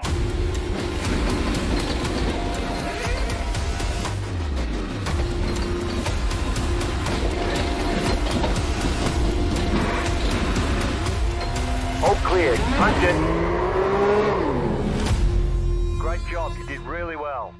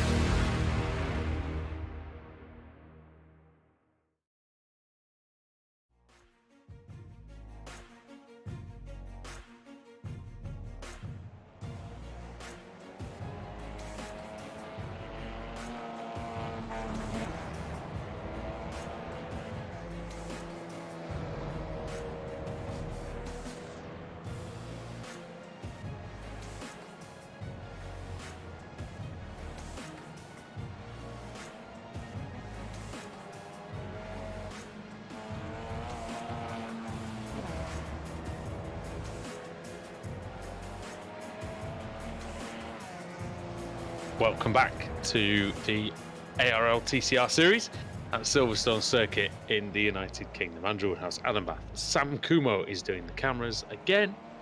And Adam, well, after the first two rounds, I know it's pretty early to be talking about the championship, but we do have some championship standings already. It's always a little bit of fun. It's like the football league season on the first day, isn't it? Yeah, the season may have only just wet its feet, but we do have some points, and really much surprise is it really. A top race victory in race 1 and a top 5 in race 2 does mean that as we enter the third and final race of the day, Ash Sutton leads the way in the pro standings. He's got a 17-point advantage over Ross McFarlane, and then Steve Baxter in third, Jack Sedgwick in fourth, and then a couple of cars tied fifth, Foggy and Freitas. And the top 10 points rounded out by Rushworth, Alex Simpson, Christine Rose and George Simmons, both tied on 158 points. Over to the AM. A bit closer, Lewis Bibby just 1 point ahead of a three-way tie for second between Diogo Melro, Jason Cooper, and Maciej Sekovic. And I think that Pro-Am fight, that is going to be just as close, if not more so, than the Pro-Am fight. Oh, it always is, isn't it? We always see it. Love to see it, yeah. You love to see, yes, indeed. You love to see that. But no, in all seriousness, the big money is where the Teams Championship is at the end of the season, and the drivers are going to be really fighting hard. And I think this is where, Adam, in general, especially this season, with it being so close, and there being some pros that are, probably down with the AM drivers and some AM drivers who are up with the pros. I think it's just going to be survival. I think survival is going to be at a premium, isn't it? Really, that's what they're going to be trying to do. As things stand, finish as many as possible. Sorry. Yeah, as things stand, the Kia, the Audi RS3. There we go. That's the first time we've called it the Kia. Oh, I'll call it the Kia. The first time that it's like Force India Racing Point, isn't it? Yeah. Well, yeah. And so far, the Audi is looking pretty robust. So this just exasperates it even more if you pick up a zero finish, because it is going to be a bit more unlikely for you to get that. The grid is up on the screen. Colin Cunniff is on pole, Dan Craft in second, Dave Baker is in third, John Roberts in fourth, then Diogo Melro in fifth. Maciej Sekovic's teammate in sixth, then it's Pete Newman, Miguel Freitas, Jamie Rushworth in ninth, and George Simmons in 10th. Ash Sutton, he's in 11th place. He overtook 30 cars to get a top 5 finish in race 2. Now he's only got to gain 11 to win 2 races out of 3. We'll have to wait and see if he does that. And as the rest of the grid files through your screen, we're not too far away from getting going here. We are not. And this should be a lot of fun, that's for sure. I know I said that earlier. I think it just is fun, isn't it? It's a new league. We've got 50-odd cars out there. And we should be in for a cracker. Colin Cunniff. What's he got from pole position? He's won races before in the series. Let's see how he goes. Lights are off and the race is on. It's a good start by Cunniff in the end. Terrific second phase by Dan Craft, though. As Cunniff slightly bogs down in the higher gears. Oh, he's sideways already through Abbey Corner. Dan Craft, he may have got a bit of help from John Roberts. John Roberts going for the lead into Village Corner. Yes. Oh, I think John Roberts has done it. He's wide though. And Dan Craft brilliantly undercuts him. Oh, Baker up into second. For a second, then. Car 6. Oh, car 6 up to P2. I thought for a wild moment then that it was the Sutton had gained all those places. But look at this going into Brooklands. That is Sutton flying up the inside of someone in the background. Is it going to work? It's Melro in third as well. Oh, he's gone wide. Yeah, Sutton hung Roberts out to dry. Managed to get by Diogo Melro as well. He's gained 8 places already. There was one car that jumped the start just before we switched to the lights at the beginning. We have got Alex Simpson's in the pits already. He's towed back. Michael Hawley is in the pits too. So I wonder if those two have met ends together, maybe. Not a good night for Alex Simpson, that's for sure. We want to forget he qualified in P2, and then his start was terrible. Had some accidents. Oh, who's that sideways? Jamie Rushworth all over the place. Oh, and he's collided with McFarlane. Oh, and again. Maybe a third time. No, just about. On the outside goes the XI Energy car, just in the very foreground of the shot there. Team Mad were at it, and there is another Team Mad car. That's Cooper, and it's in the middle of the course. There's a car sideways, and it looks like it's. I have no idea who it is. That's Sakovic, Maciej Sakovic, the man who did so well, the young man who did so well in race 2. There is no way that car is done. It's blown its engine. He was still nearly getting hit by the guys in 40th place. Well, the big question is what happened, because I saw that it was very close as he left the camera shot, but then the next time he reappeared, he was facing the middle of the track. Here we go. Here we go. So Roberts is quite slow out of Beckett's, and then through Chapel he goes on the outside. Oh, and Roberts, he collides with Roberts, ends up in the middle of the track. Most people avoid him. Glatzel cannot. I think it was Glatzel anyway. Dear me. Big accident. Baxter's had to come into the pits, so he must have either picked up a jump start or a meatball, one of the two. And he's followed in by one of the ERT cars too. That's Wojciech Savidovic. Yeah. Big problems for Savidovic already then. It's not gone well for him tonight either. Dan Kraft leads the way. Ash Sutton in second place though. He could well be leading the championship by the end of the meeting. He already is, of course, but this will pretty much cement that for Sutton. And a great start for CQR, Adam, it has to be said. I mean, I know it's it's very early in this race, of course, but if it stays like it is, they'll be very, very happy indeed. Yeah, they're having a fantastic start here. Ash Sutton, as we saw just before we got going here, is already leading the early points. Just trying to work out, Colin Cunnis down in 7th place, so our pole sitter hasn't lost too much ground in the early going. He's got Ross McFarlane. He's in a battle with Ross McFarlane here as we cut to it.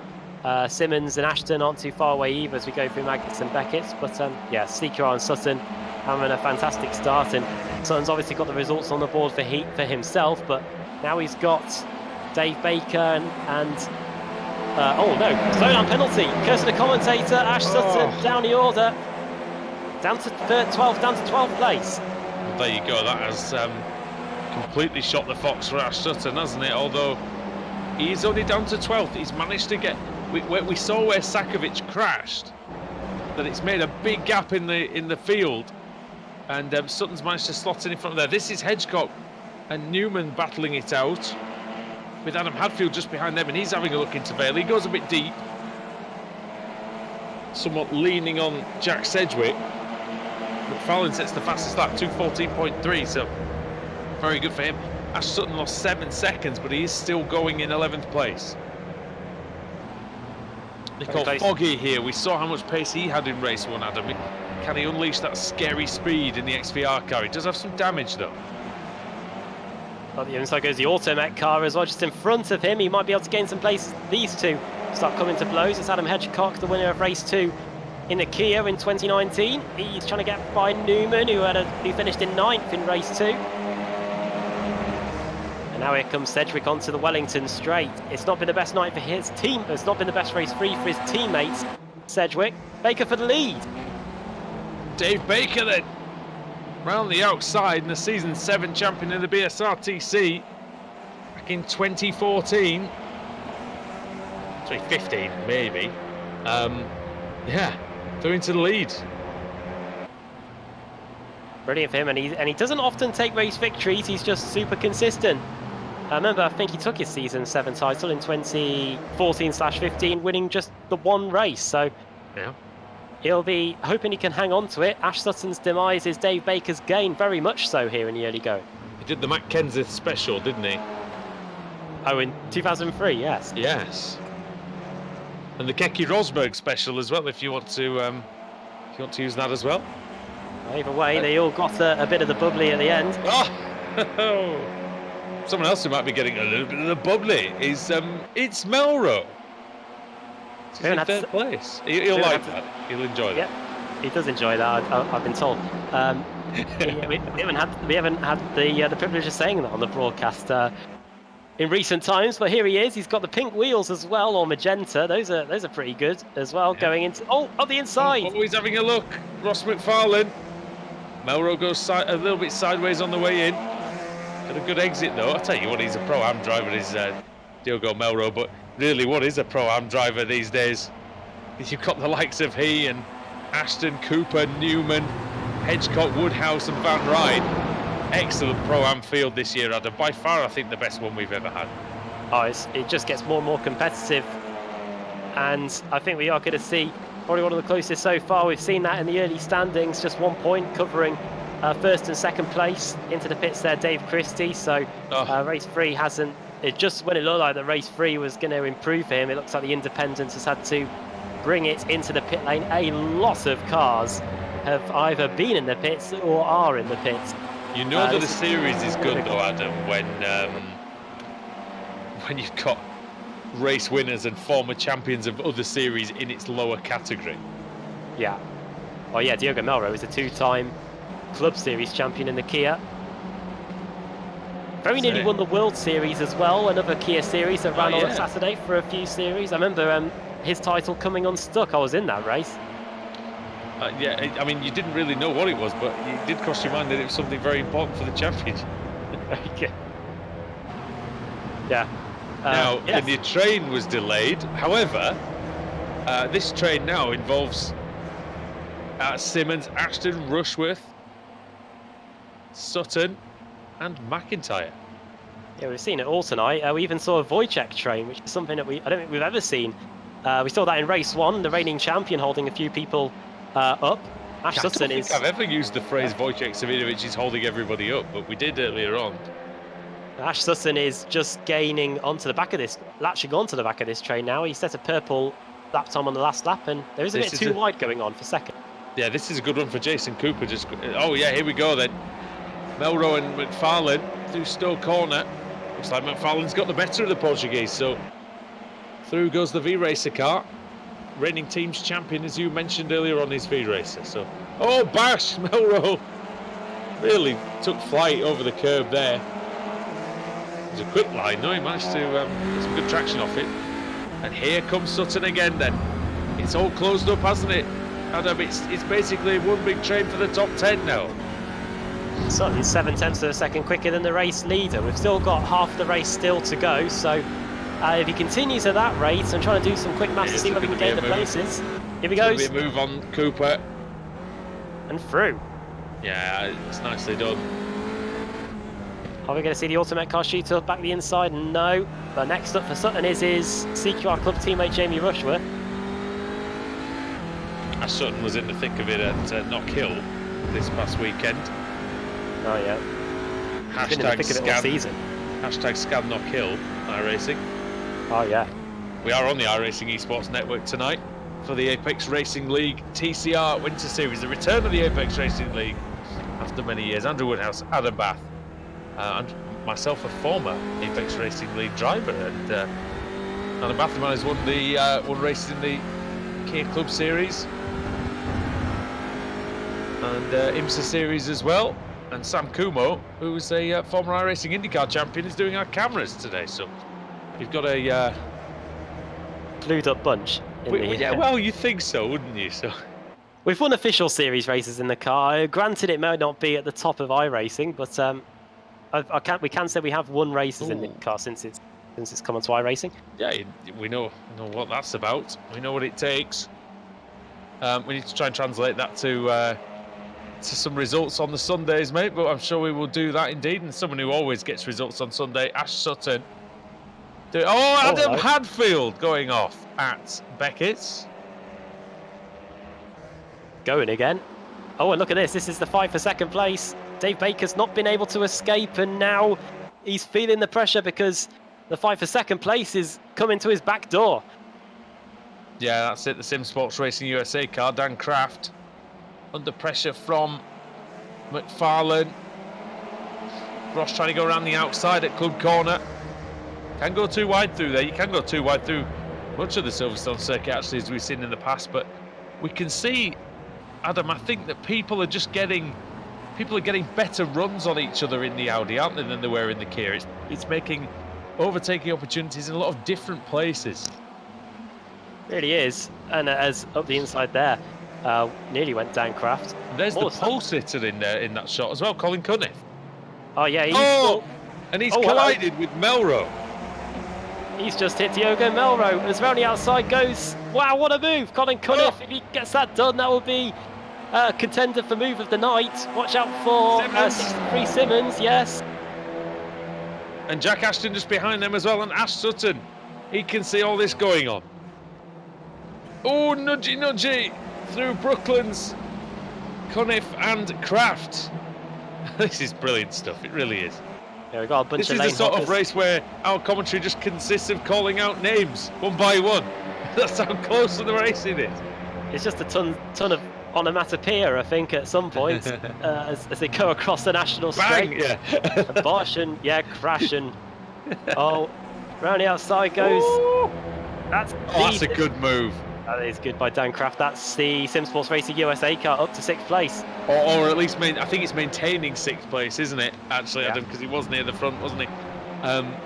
Ashton, Sutton, Rushworth and Cooper. This top 10 has broken away from everyone else. They're 3 seconds clear of Jack McIntyre in 11th place. You can just see him in the background, but probably see him in the long shot, actually, when you... there he is. Slowdown penalty for Cooper. Well, I suppose it's not the worst slowdown penalty he'll ever have because... Oh, who's that? Flying in is Sutton. How has he stopped that? How on earth has he stopped that into Stowe Corner? Not to know, because we're racing at this track in a couple of days. Oh, round the outside he goes. Oh, sideways. Big sideways. Oh, he's going to make it. Jamie Rushworth pulled off an absolute blinder there. All kinds of sideways. Going through the veil. And makes it work on Jack Ashton. Yeah, Jack Ashton, I don't think know what hit him. Jamie Can we Rushworth. please go on board with Jamie Rushworth, have a little look at that move, because that was... I mean, he was all kinds of all over the place, wasn't he? Oh, wait a minute. Before we do, Ashton, he's going back through. Oh, they make contact, wheel to wheel. And he might get another cutback, Adam. He's got the run. He's going to go through Aintree and down the Wellington Straight where the DRS zone is. Yeah, there's no need for DRS here. There's no bits of aero that are going to slow these cars down as they go down the Wellington Straight. You can see the moon. I think that is the moon in the top left of our shot. It is late afternoon here at Silverstone. I think that is the sun. I think it's just so the sun doesn't blind us on the sim. Right. I think it's the sun. What a moment that is then. 40 minutes in the race. I think so. I think we just killed Sam Cooper. They should add that feature in. Here we go. This is Jamie Rushworth somehow drifting his way past Ashton. Look at that. It was. Oh, that's why. That's why he actually got it done. There was a little bit of contact in front, and Ashton actually making some contact with one of the CQR cars, and yeah, he goes through there. The Sky at Night with Adam Bath coming through. 15 minutes. When you are on the moon and you see the sun, and it's not the sun, it's the moon. Yeah, Patrick Moore. I don't know. Who knows? Here comes Rushworth. I think he's spinning in his grave for that. Down the higher straight. He was great. They're side by side. Jamie Rushworth then. Dave Baker's just set his personal best right when he needed to. Here comes Cooper and Ashton and Rushworth. Here we go then. Let's hope that nobody gets launched into orbit in the rest of this race. Melrose still maintaining 3rd place and a shot at the bubbly at the end. Cunniff in P4. Simmons in P5. Where's Simmons come from? 10th on the grid. Good performance by George. It was a small reverse grid as well. I think that's why we're seeing fairly well-behaved stuff at the front. Oh, look at this. Here comes Sutton on Craft. CQR versus Sim Sports Racing. Craft fighting back. There's been no way through for Sutton there. Owen. Trying to orbit Dan Craft, isn't he? Quite getting the sufficient Delta V to be successful there, but he is side by side now with him. Tell you what. And he breaks late and he's through. Yeah, he breaks light years later than everybody else going into Brooklands. And Sim Sports Racing USA, I think they are just about still part of the CQR family. I think somewhere along the line they were CQR Academy. So there you go. And Dan Craft is down to 7th place. Ash Sutton did I feel like that's right because they have a lot of the guys who were in CQR before. Yeah.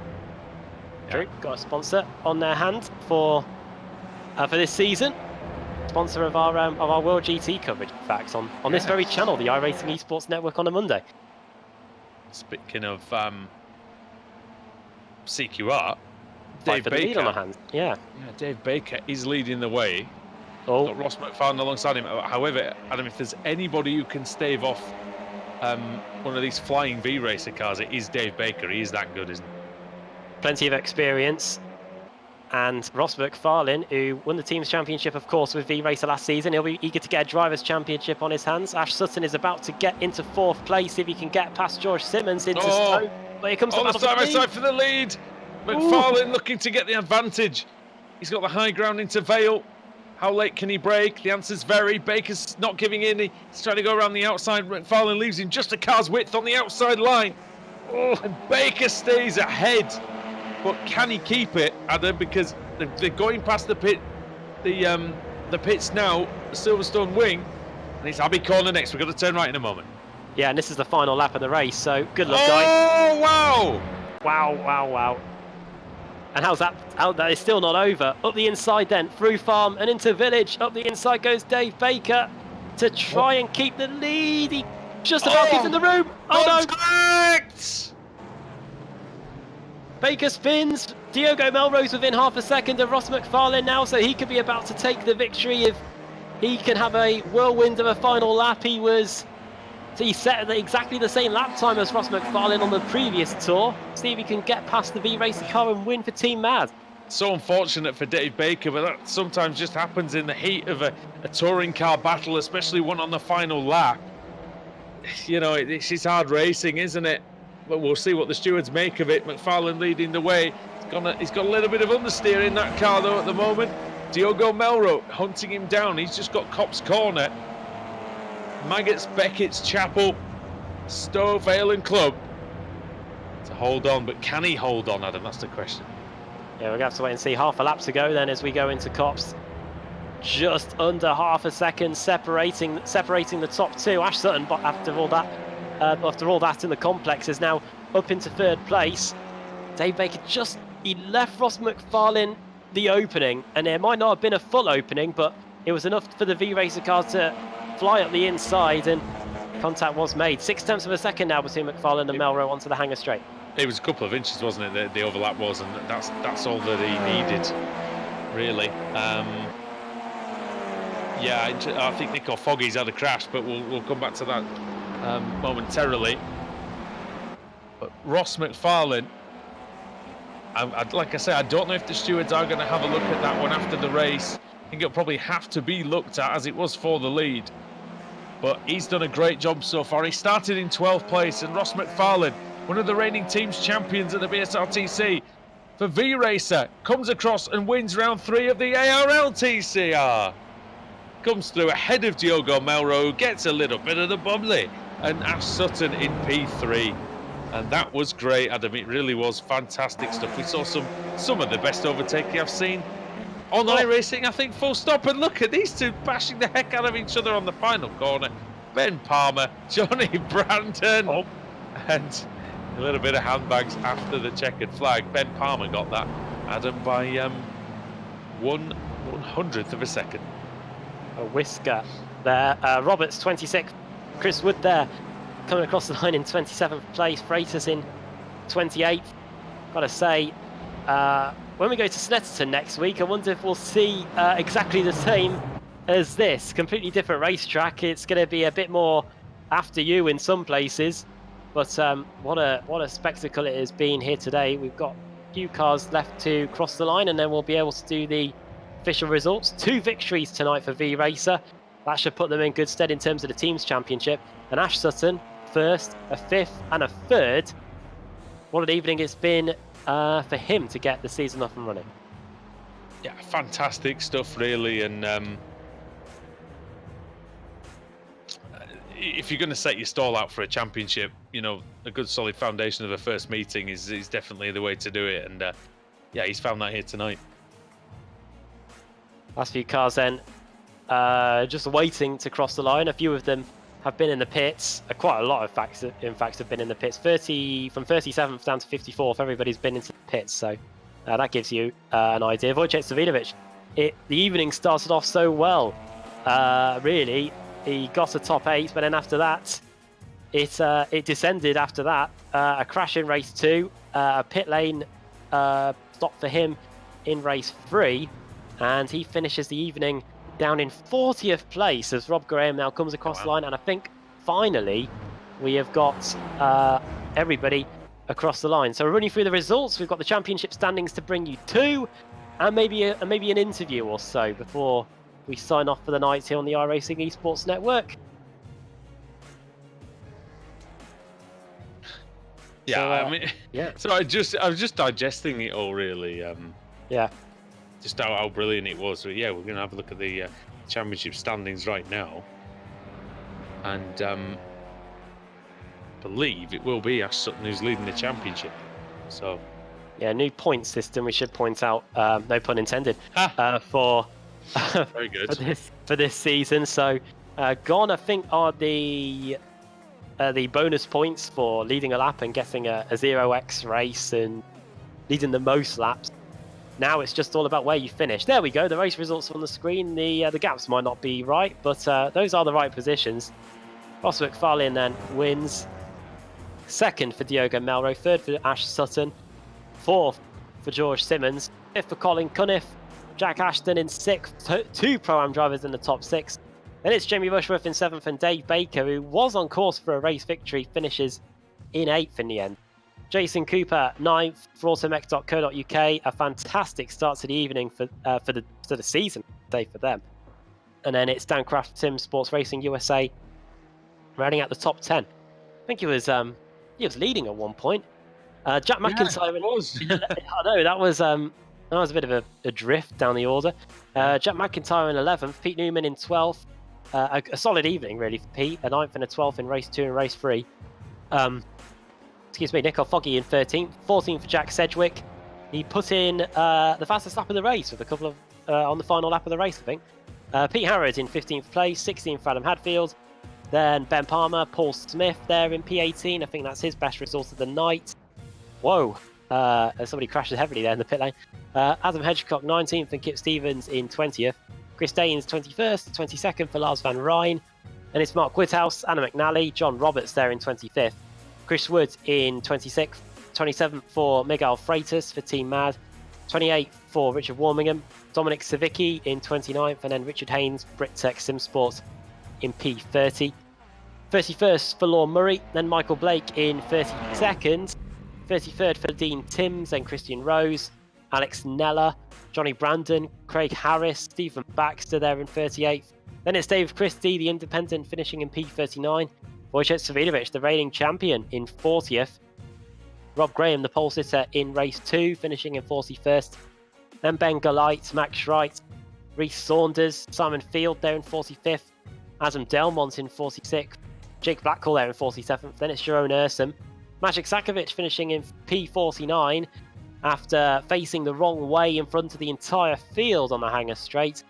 Sven Glatzel, the car that finished behind him, was the one that collected him. And it's David von Breck in 51st. Alex Simpson, we didn't really see what happened to him. Intrigued to know actually what happened to the former iRacing World Championship Grand Prix Series driver. Andrew Whitehead there in 53rd. Michael Hall in 54th. Lewis Bibby, not the best end to the evening for him after a great start, finishing in P5. And then right at the back, Matt Bunn finishing in 56th place. Yeah, well done again. I think we might have to share we might have to share results duties, I think, at some point, just to save your voice, I think. I really liked that meeting. I thought it was really, really good and a really good way of showcasing just exactly what the ARL TCR is all about and what the Audi indeed is all about as well. Just having a look to see if we can. Are we going to do the standings or are we going to do the interviews? What do we think? We can get the standings up now, I hope. And then we can grab the drivers for a quick word. And look at that, we've even got position changes as well. Oh, wow. That is the AM category. And it is Diogo Melro. Yeah, 10 points clear. I'll save you this one. Diogo Melro. 10 points clear. Just a second, sorry. Ahead of Jason Cooper. Jack Ashton in 3rd. Pete Newman in P4, Adam Hedgecock in 5th, as you can see there.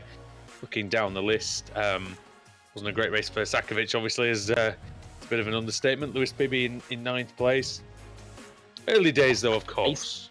Yeah, he lost 8 places there. He was in 2nd in the points before that final race. Yeah, that was first, wasn't it? Down 8 to 9th. Oh, God, yeah.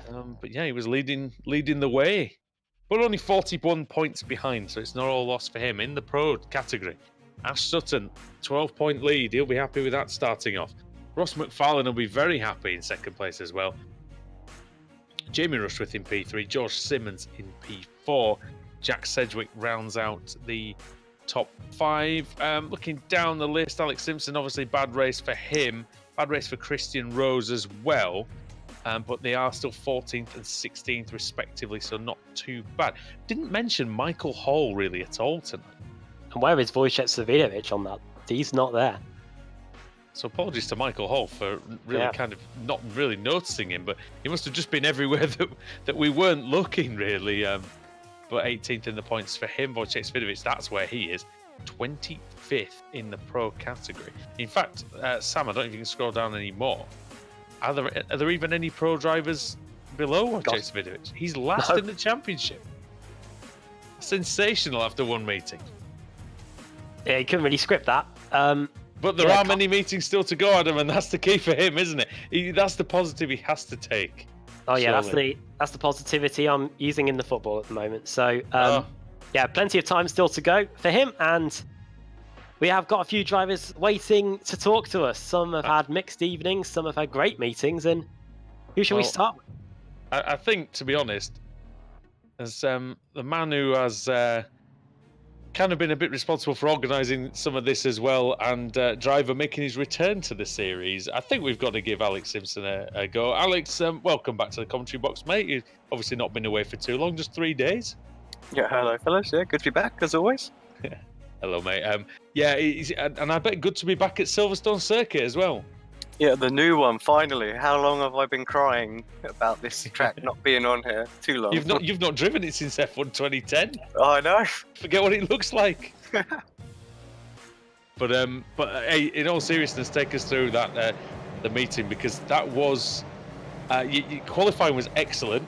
Qualifying is normally one was of your not so slight good. issues, isn't it? But yeah, there was a bit of a problem with qualifying. I aborted my final lap and went into the pits, and it counted that lap, which is why it finished second. So, yeah, so I don't quite know what happened there, which is why it looked like I got a rubbish start, because I said that I would pull over at the start and try and rejoin to where I would have finished, because I think I had a 0.7. It's brave yeah, to try and judge that. Yeah, that was what happened to me as well in the last one. That was a bit crazy. But yeah, so I kind of tried to pull in about just on behind Sutton. I think that's where I would have qualified, but I think I got it quite wrong and dropped back a few extra places. But hey, yeah. You were P8 basically after the first lap, I think. Which I don't know where you would have been. Were you 5th or 6th? I think, yeah, 5th or 6th, I think it would have been. So it was close enough, you know. I just wanted to be fair. It was a bit weird. I thought. And there's a few other tracks that are like that with iRacing, but yeah, I thought I read somewhere that they sort of prevented that in the code, but apparently not. Yeah, I was just pitting in just to see how long tyres take to change in case we ever want to do that in the future. And suddenly I've got a 0.1. I'm like, what the heck? Have you had a chance to look at the incident in race 1 with Hadfield and co? Yeah, I have. I looked at it straight away. I mean, it is my fault. I've apologised on Discord on that. I mean, it was crazy. Like, they were swapping sides left and right and stuff like that. I went to the right to try and go around the outside, and suddenly they're coming over as well. And I think it was Hadfield. You'd already made your mind up by that time, yeah. Exactly. Hadfield braked a bit earlier than perhaps you did normally as well, because it was just so manic. And yeah, it just caught me out. I had nowhere to go at that point at all. I was hard on the brakes, but it just it just went straight into the back of him and caused that absolute chaos. So yeah, totally. Obviously, Alex, you've been taking overtaking tips from Adam Bath then. That's it. But the dirtiest driver of the 2018 PSRTC. Shocking. So was my astrology earlier. Oh dear. Well, yes, we'll leave that one for you to watch back, Alex. It's a doozy, that one. I was there. I saw that. So I was trying to post, but apparently I wasn't signed in. So. But yeah, the final race. What happened there? That was the one we didn't really get to see. I think we saw it on the broadcast, but yeah. I just think it was first lap. There was a couple of cars ran a little wide coming out of Village, and then you know what it's like to try and rejoin on these with such crazy grids, and you just can't see anything. And like I could see cars coming over and over and over. I got out of the gas, and again I was just a passenger because the cars behind couldn't see what was going on, so I was getting whacked from behind, and then getting whacked from the side. I got pushed from one side of the track to the other and got absolutely launched, and the engine give up the ghost and went bang as I hit the pavement, I think, because I certainly was trying to visit Adam's moon. Oh God! I think. Oh dear, we're never going to let that one go. At one point in race 2, Alex, I think I called 6 wide. Yeah, I think you're right. Might have been 5, but it was close. I think at one point I definitely had Jack say to me, he goes, if you go for that, Alex, you'll be 6 wide. And I was like, yeah, go on then. So, I mean, I survived that one. It was the 3 wide one, like 2 corners later. That was unfortunately took me in the second race as well. So yeah, not a meeting to remember. But I tell you what, even though obviously yes, I made a mistake in the first one, got involved in some crashes in the second one, the third one DNF.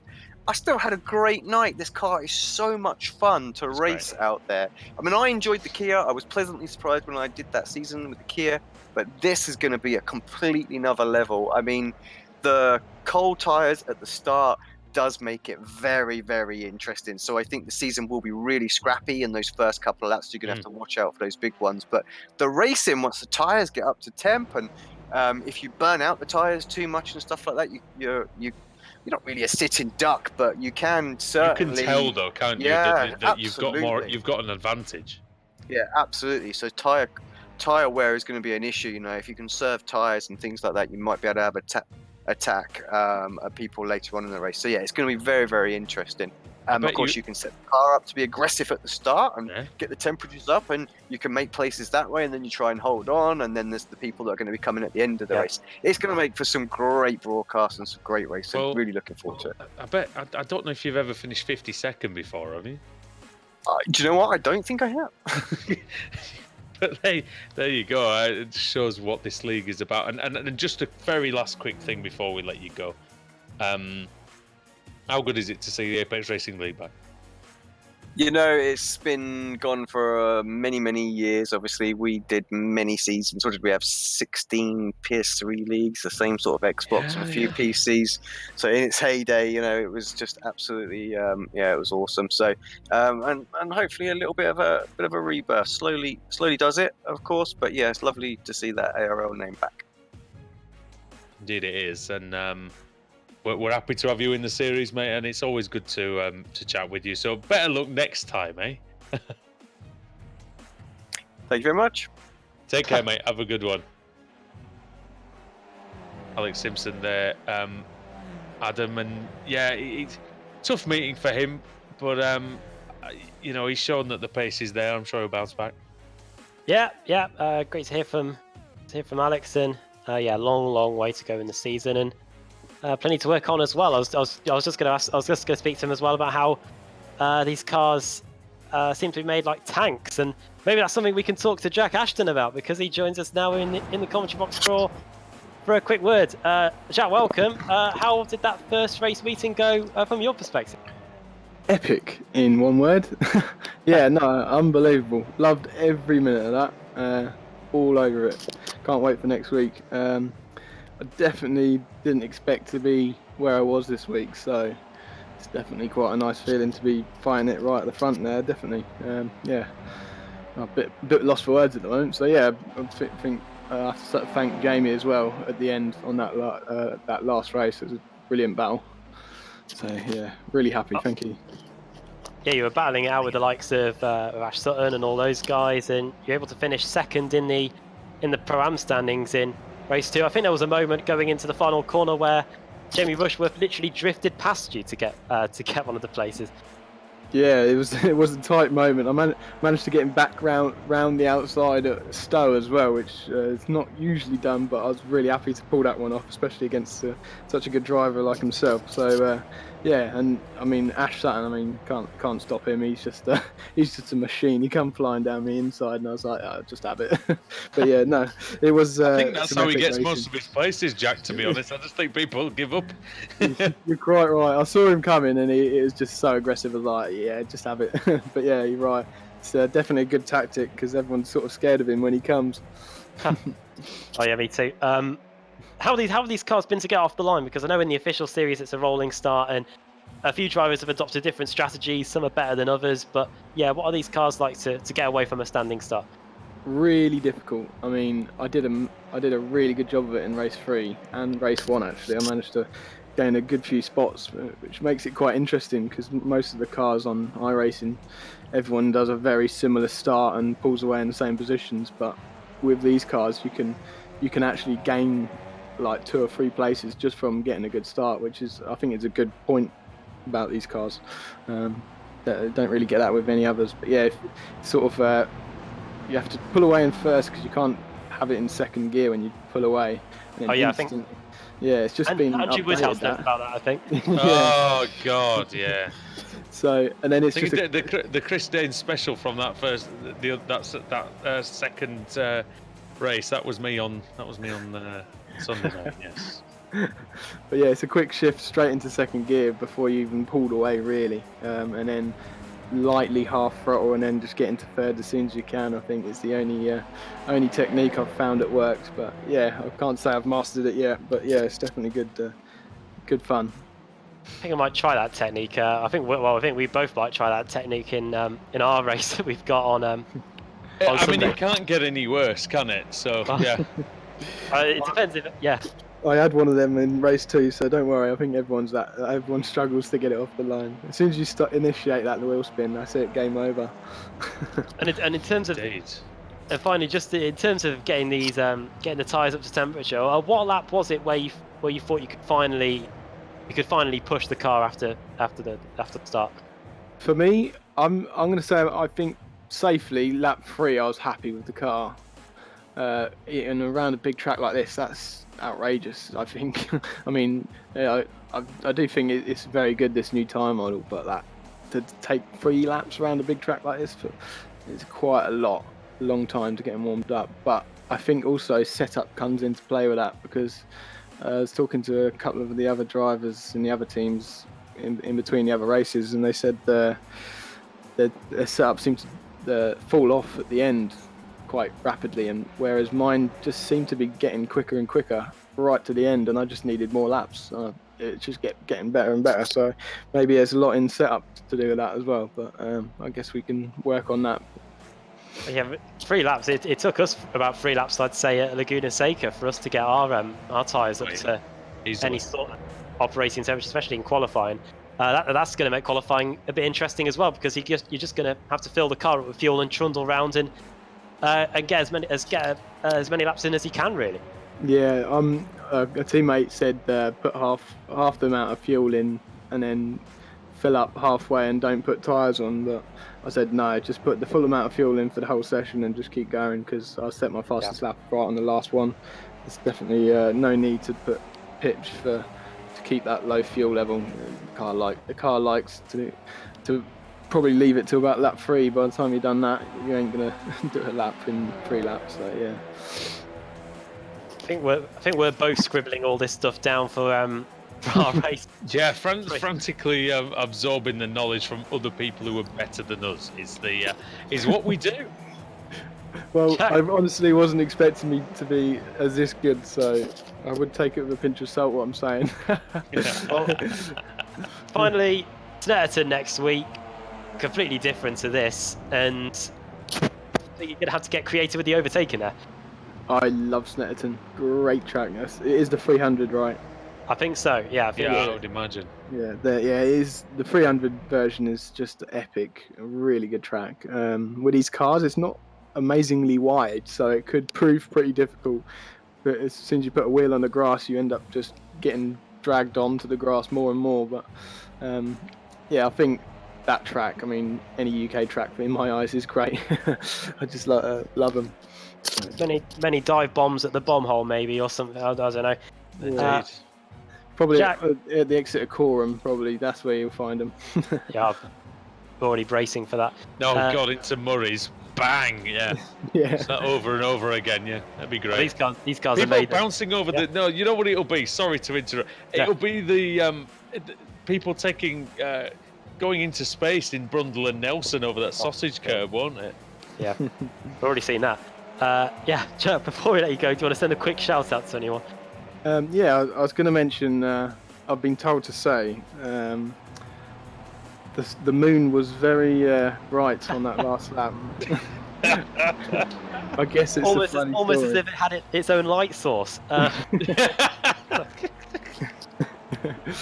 Ah. can see what happened. To be honest, with you, I have to watch the stream back, but I get what happened. Anyway, yeah, I'd like to say thanks to the team, Excite, and Adam McNally, the team boss, and Adam Delmont and Jerome. How much money did McNally pay you to say that?